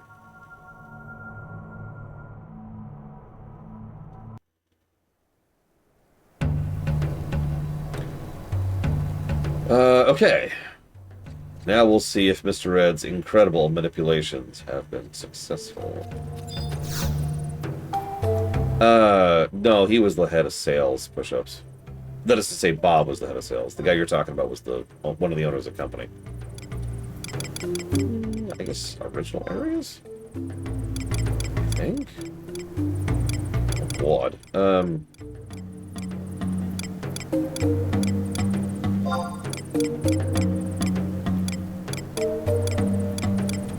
Yep. Yes. I think. Yes. That's funny, our spruce. And no, the customer was Robert. The other two really were just Bob.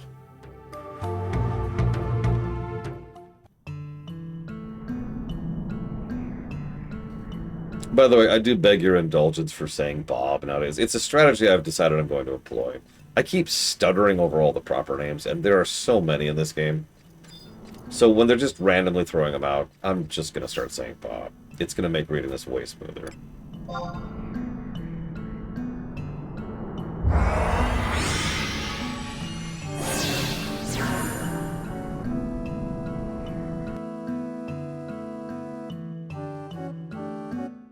Wow, very good.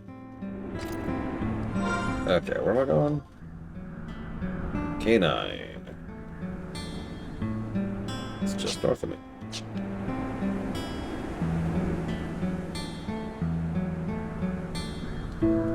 It was the only way, Rax. Hi, Rax. What are you doing up at this hour? You look more tired than I am.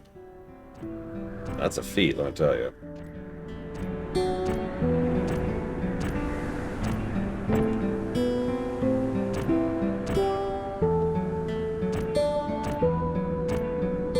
Oh, yeah, you can do a lot with Bob. Bobina, Barbarella, Boberson.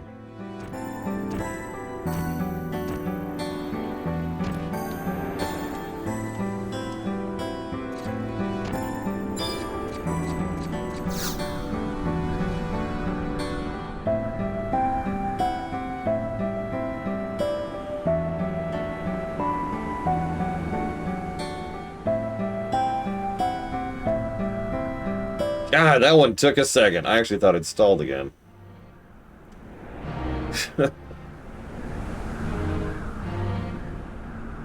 Looks like we've all arrived safe and sound. I'll begin the briefing. The reinforcement troops, which we have been tasked with safely delivering, the Cancerian and Gemini and War Warlocks, are at present advancing through rough terrain along the Biff High Road. The projected route for the enemy force, on the other hand, is Lore Runner. You're joining in the fun, too. This is my first time being involved in a large-scale operation. I can barely contain my excitement. Can't contain is more like it. You haven't stopped ranting about something we left Windhurst. What's wrong with getting a little giddy from time to time? It's not often we get to fight under the command of a genius tactician, Master Lecco. This is our chance to impress. Hey, no talking during briefing. From here, the road narrows down as it approaches the chasm. Approximately 1 mile further down is where we'll stage the ambush. Cheetah volunteer riflers are to perch on top the chasm in firing positions. We will wait patiently for the enemy to arrive. No one, absolutely no one, is to fire until I give the signal. You see to that, Naho. No sweat. Master Luck was even more charming when giving orders. So handsome, so intelligent, so in charge. This isn't the time to be swooning over authority. Snap out of it. Roma, your unit will form the strike force. On my command, the Cobras will storm the column and cut off retreat. Understood. Be warned, however, the enemy's numbers greatly outnumber ours, making the risk of counterflanking very real. Both units be prepared to pull out instantly when the order is given to withdraw. Understood. That's more than enough info we cheetahs need to squash the enemy. Let them come, I say. It is reassuring to be in the company of such spirited soldiers. I have the utmost faith in you all. And we're all dead. Well, they're all dead. No, wait, no, I'm a nobody. No, I'm also dead. No. I'm a level 1 smuggler. I mean, puppet master. I knew it.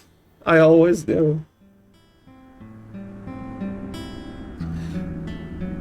Now you got me thinking about a Final Fantasy which is actually really down to earth. I know nobody in the world cares but me, but I admit the concept fascinates me. The idea of really dragging everything down. Like, if I can use a comparison point for a second.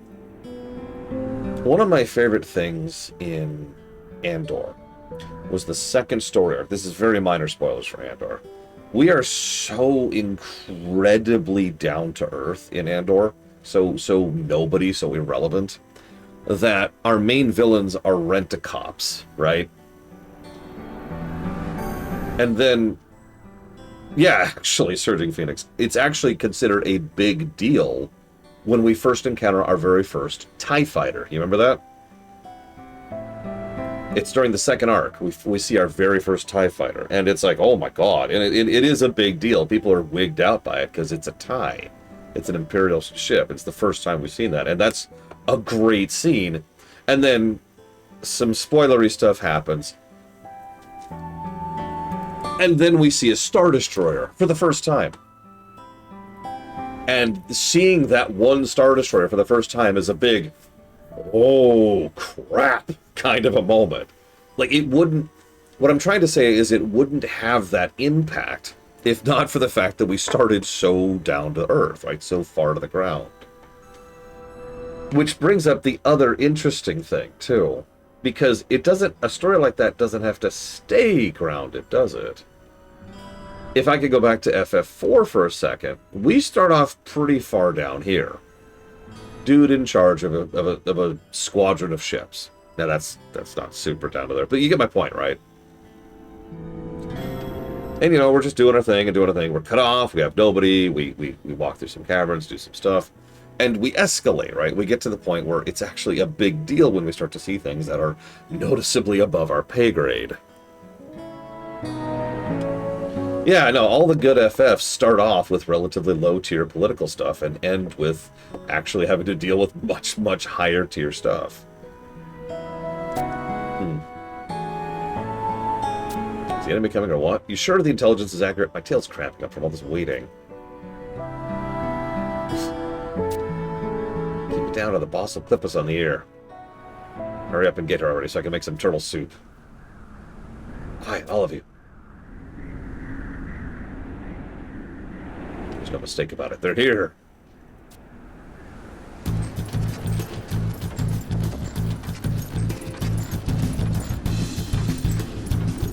Armored turtles.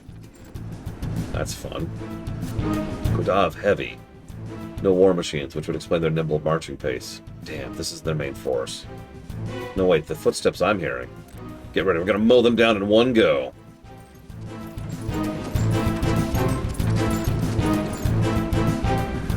Gigas. And lots of them.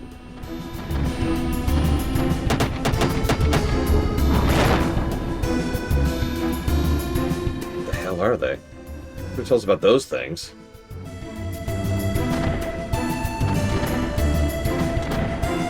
At least a dozen Gigas. It'll be nigh on impossible to suppress a counterattack. This operation must be executed as planned. Left to continue their advance, the Beastmen will surely encounter and engage the War Warlocks no more than 10 moms ahead. The Warlocks are engaged, exhausted from their arduous journey, will be severely disadvantaged if caught on open ground. Trust me.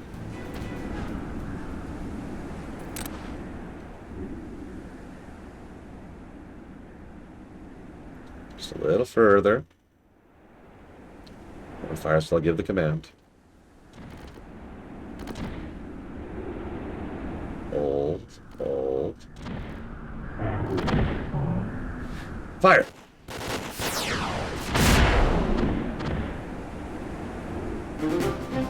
Deftly done, ladies. Reload, prepare for second volley. Do not allow the enemy time to pinpoint us. Yeah, that is a good example of push-ups. Cobras, get ready to flank. Next volley is your signal to scale down and storm the ranks. Understood.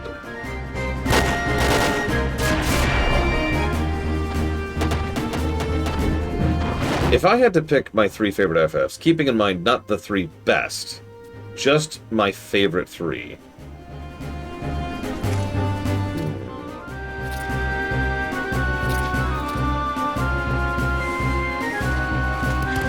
That's actually really tough.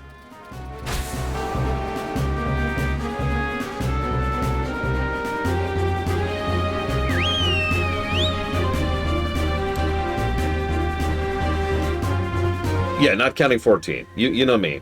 MMOs are different. If we count 14, that actually throws it a little bit. Because 14 would be one of them.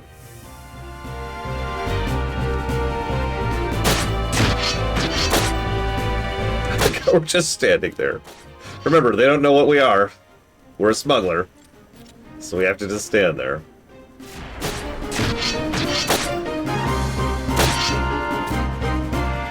See, the problem is the top two are easy. Especially if I include FF14. It's 14 and 6. That's easy.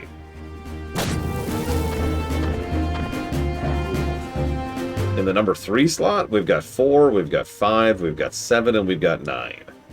All of those are pretty equally good in my mind, from a favorites perspective. And all of them are very replayable.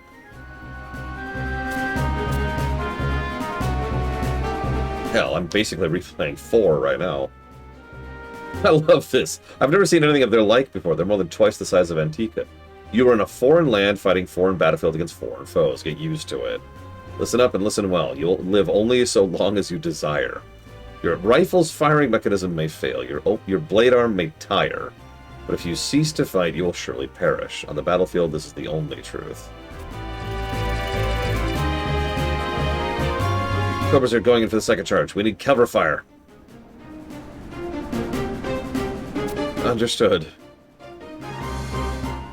Oh, hey, I'm here. What's up?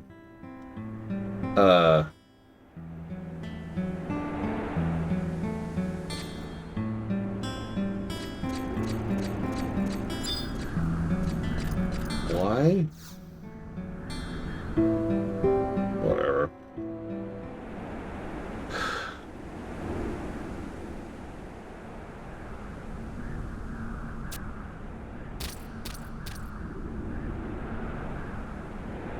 I think ultimately I'll give it to 5 for a weird reason.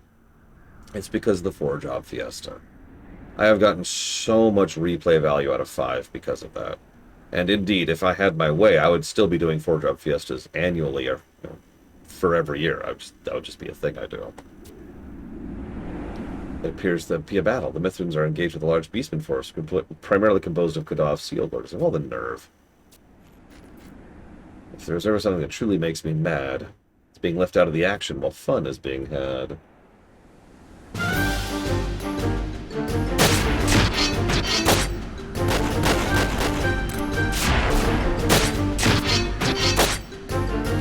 After the next charge is repelled, withdraw. Retreat west as fast as your feet will carry you.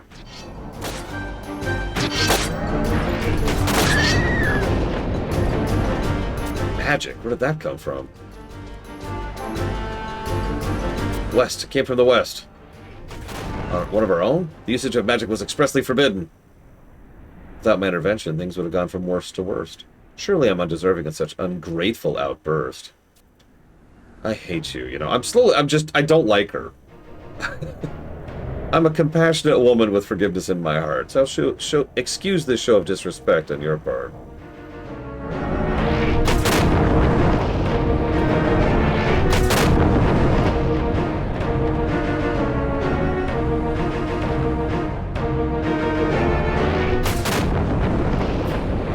I mean, she's never been a good person, but, she's frustrating to deal with.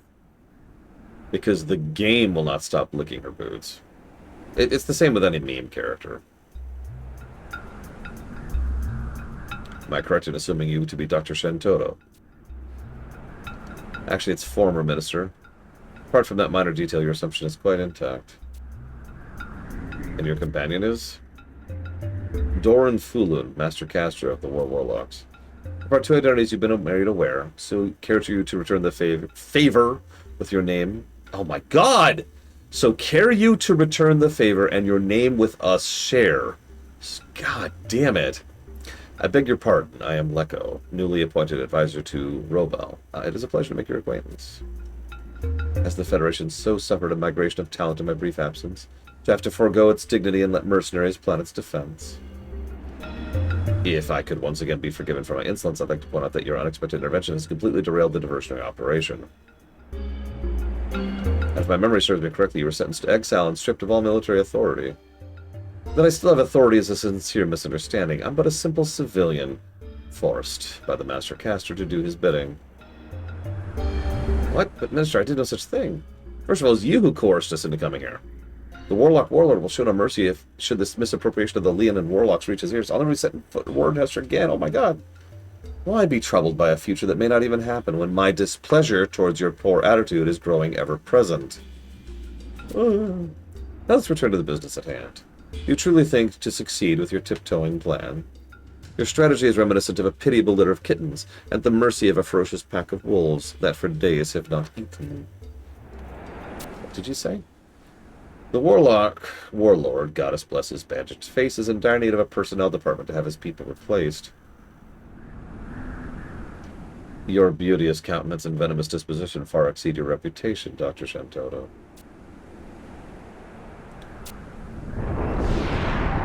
Meanwhile, the actual battle and the actual enemies.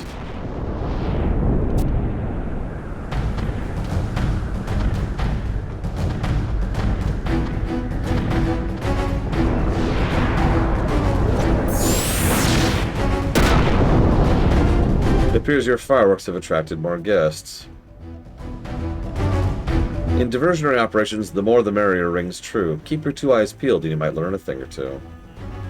In the circumstances, I suppose we have no choice but to extend our havoc wreaking.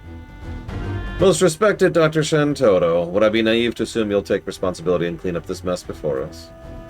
My young, inexperienced tactician, you're not clearly yet aware of the true nature of this black mage beyond the pretty face and perfectly groomed hair.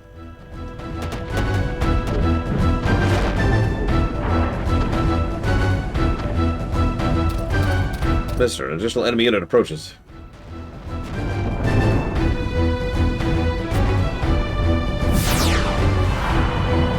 Nice aim.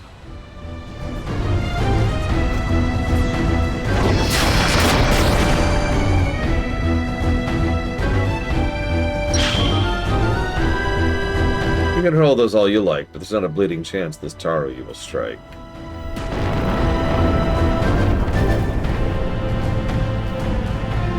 Thank you, Professor. Before I deign to roll up my sleeves, one thing must be made clear. For every time I save your hide, a debt is incurred. You hear? All units, the withdrawal command is cancelled. We'll hold our position for a while longer. A too early retreat may backfire and instead boost enemy morale, a scenario I want to steer clear of. A unanimous decision arrived impressively fast. Assume formation. Prepare to cast.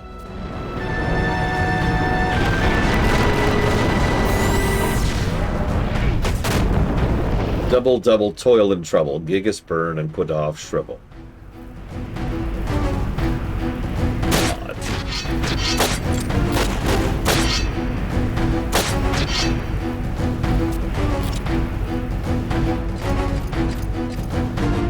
Inside the fort where we convened is the entrance to a mine shaft that continues north for 2 malms beyond this cavern. I remember seeing the entrance, but are you certain it's accessible? It looked decrepit to me. I have confirmed with my own eyes prior to the operation. There is a small chance of cave-in, but support beams are in place. Here's our problem. The enemy, too, has become aware of the mine shaft and its potential use. They have begun excavating their belfries as well as the remaining troops there. Evacuating, sir. If they are permitted to regroup, the tables will be turned against us. I need your unit to prevent that from happening. Understood. Lore Runner. Favor. What? Take this signal firecracker with you to the mine entrance. I want you to set it up just before you enter. The sound will be the signal for the rest of us to move in. Should the firecracker misfire, stay calm. She has a spare. Alright, let's flush some Beastman scum. The second time we've gone into a cavern to flank enemies. Okay.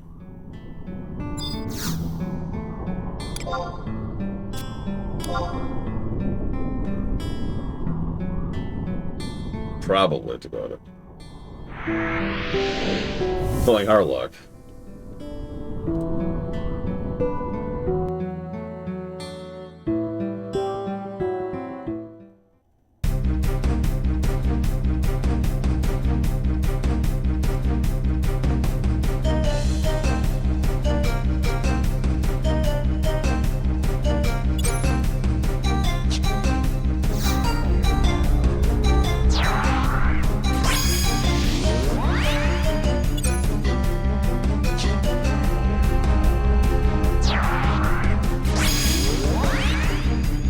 FF games usually have pretty solid sound design.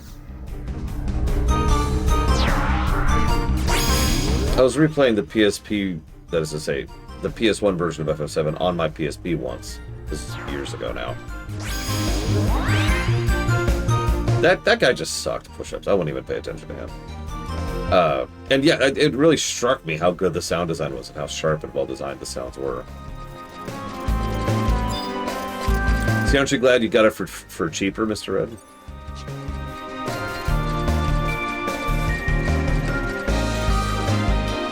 Alright, first real test. Let's see if our new button configuration actually works. Nope. Oh well. It was worth a shot.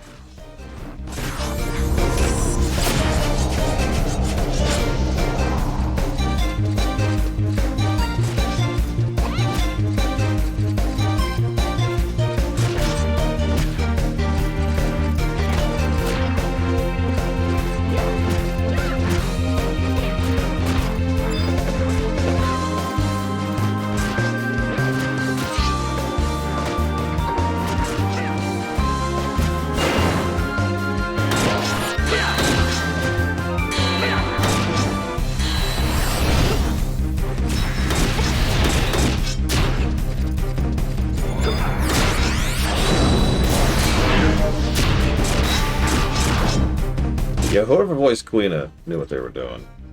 Well, I guess they knew she was doing.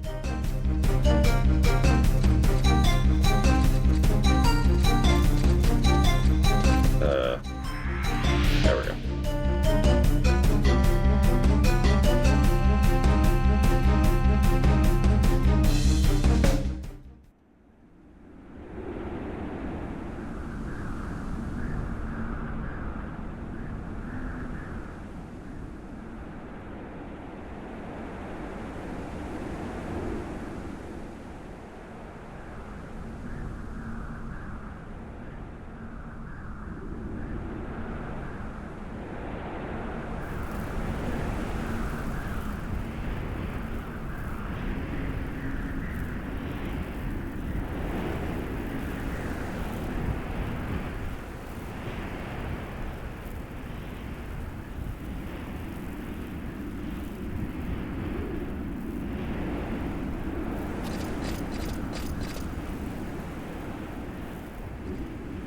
What did you hope to achieve with a stylously lit entrance?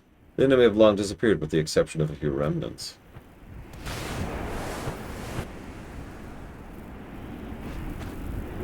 We've been working hard behind the scenes, Doctor. The Cobra unit played a most vital role, thwarting the enemy's attempt to regroup. Oh, the Cobra's fang struck swift and deep, of that I'm well aware. And so I offer heartfelt praise. After all, it's only fair. This is weirdly loud all of a sudden. Well done, Cobras. With your tireless efforts and unwavering courage, we have successfully beaten the Beastman forces back in confusion. There's no time yet to revel in victory. Given enough time, the enemy will certainly return in force.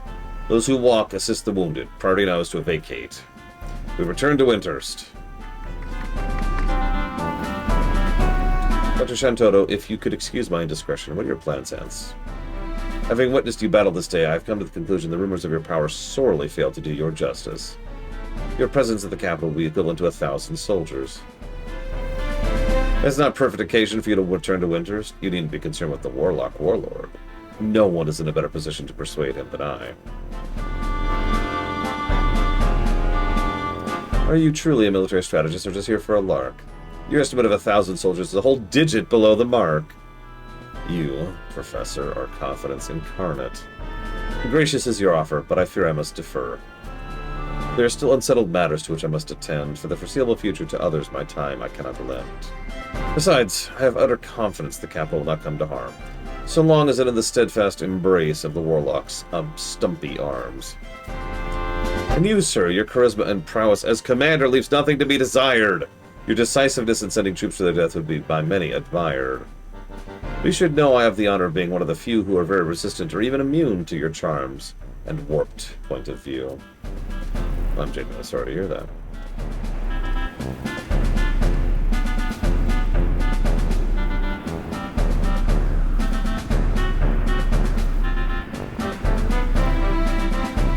Forgive me, ladies, for keeping you waiting. Now let us depart. Do pass on my sincerest regards, my best wishes to the man in charge.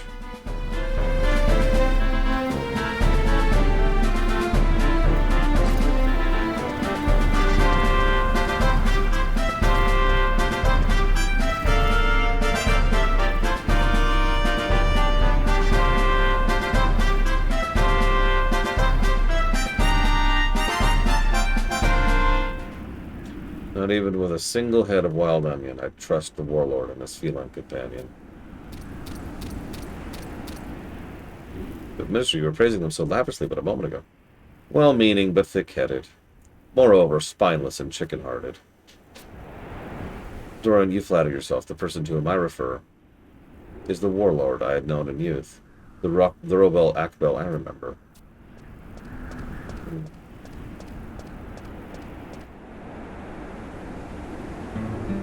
Interesting.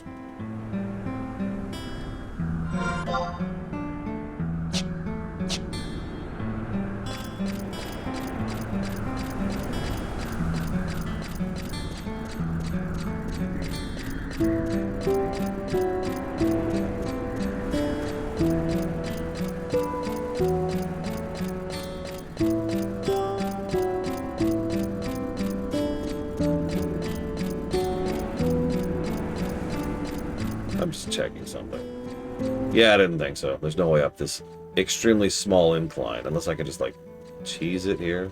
No, of course not. Whatever.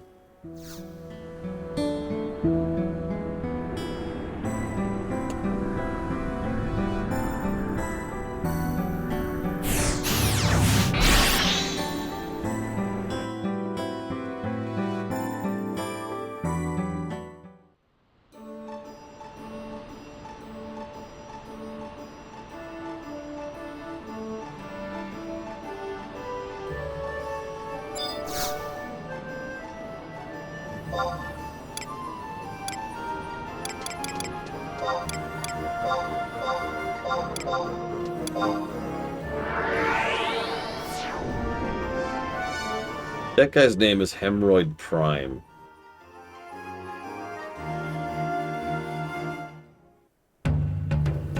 I have so many questions.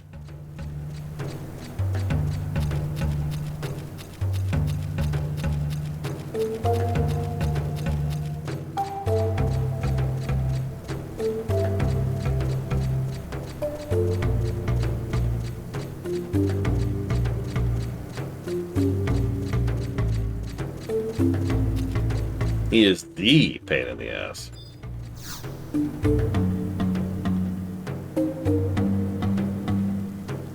Hell of a thing to aspire to. Lore Runner, great to have you back.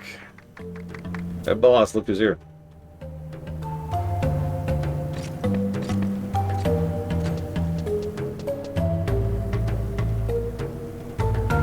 So our globe-trotting prodigal hero has finally decided to show his face. Aw, was that sarcastic tone of voice necessary? Welcome back, Lore Runner. Boss seems unfriendly right now, but she's actually been in great spirits. Thanks to you, of course. I was just teasing. Even I'm allowed to engage in lighthearted joshing from time to time, you know. Thanks to your contribution, our operation to secure safe passage to Juno for the Cancerian and Geminian War Warlocks was a success.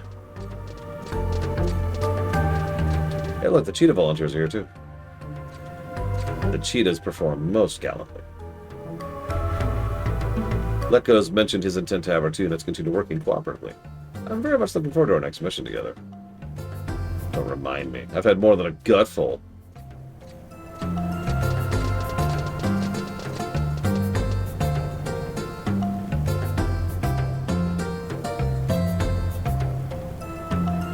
Oh, and Lore Runner, this is for you. It's your hard-earned reward for your part in the operation. Compliments of the Warlord himself. He's certainly taken a liking to you. I'm sure the mother would want to name their child Hemorrhoid.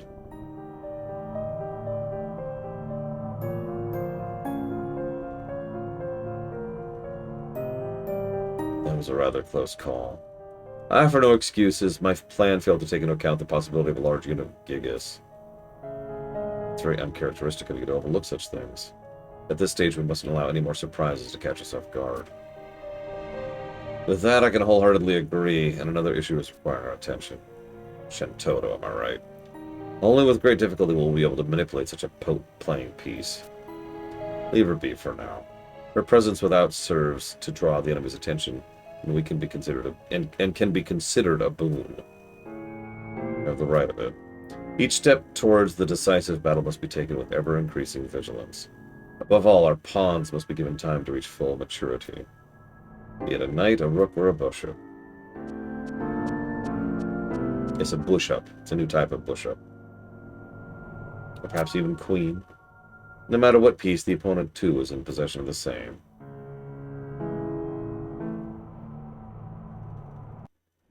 It's the Bushido bishop.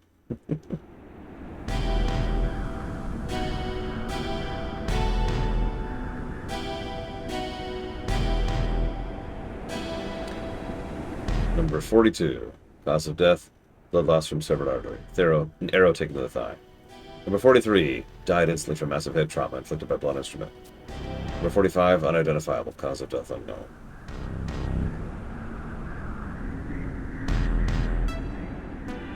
How much Mithrin blood do you intend to spill? How much is your thirst is quenched? Let go. You see all the dead beastmen, right?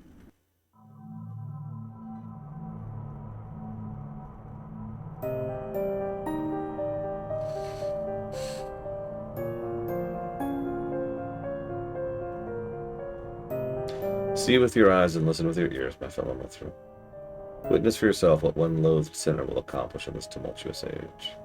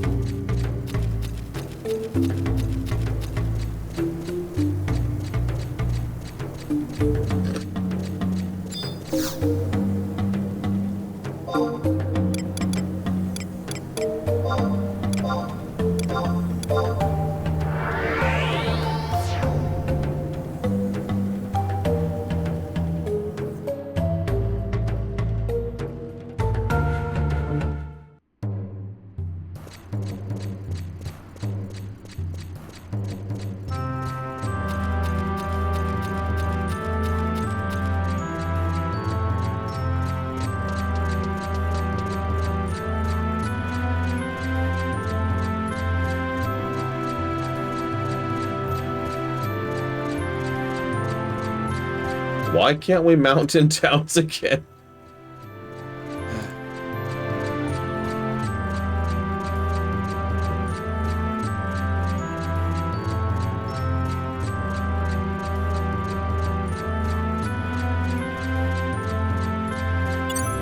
I think, in the interest of sanity and, I don't know, being an adult, I'm going to throw my computer on the ground. I think I'm going to chop off a little bit early. See if I can stretch this neck out a bit. Because the next step means I have to find something. I'm just going to read this out loud, okay? You'll be asked to retrieve one of the following items based on questions you're asked in the cutscene. The outcome is based on the day the cutscene is started and the answers are given, but no pattern has been worked out by the players.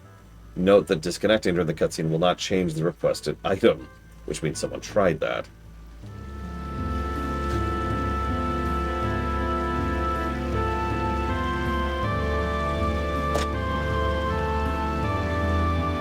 Whatever. We'll get there.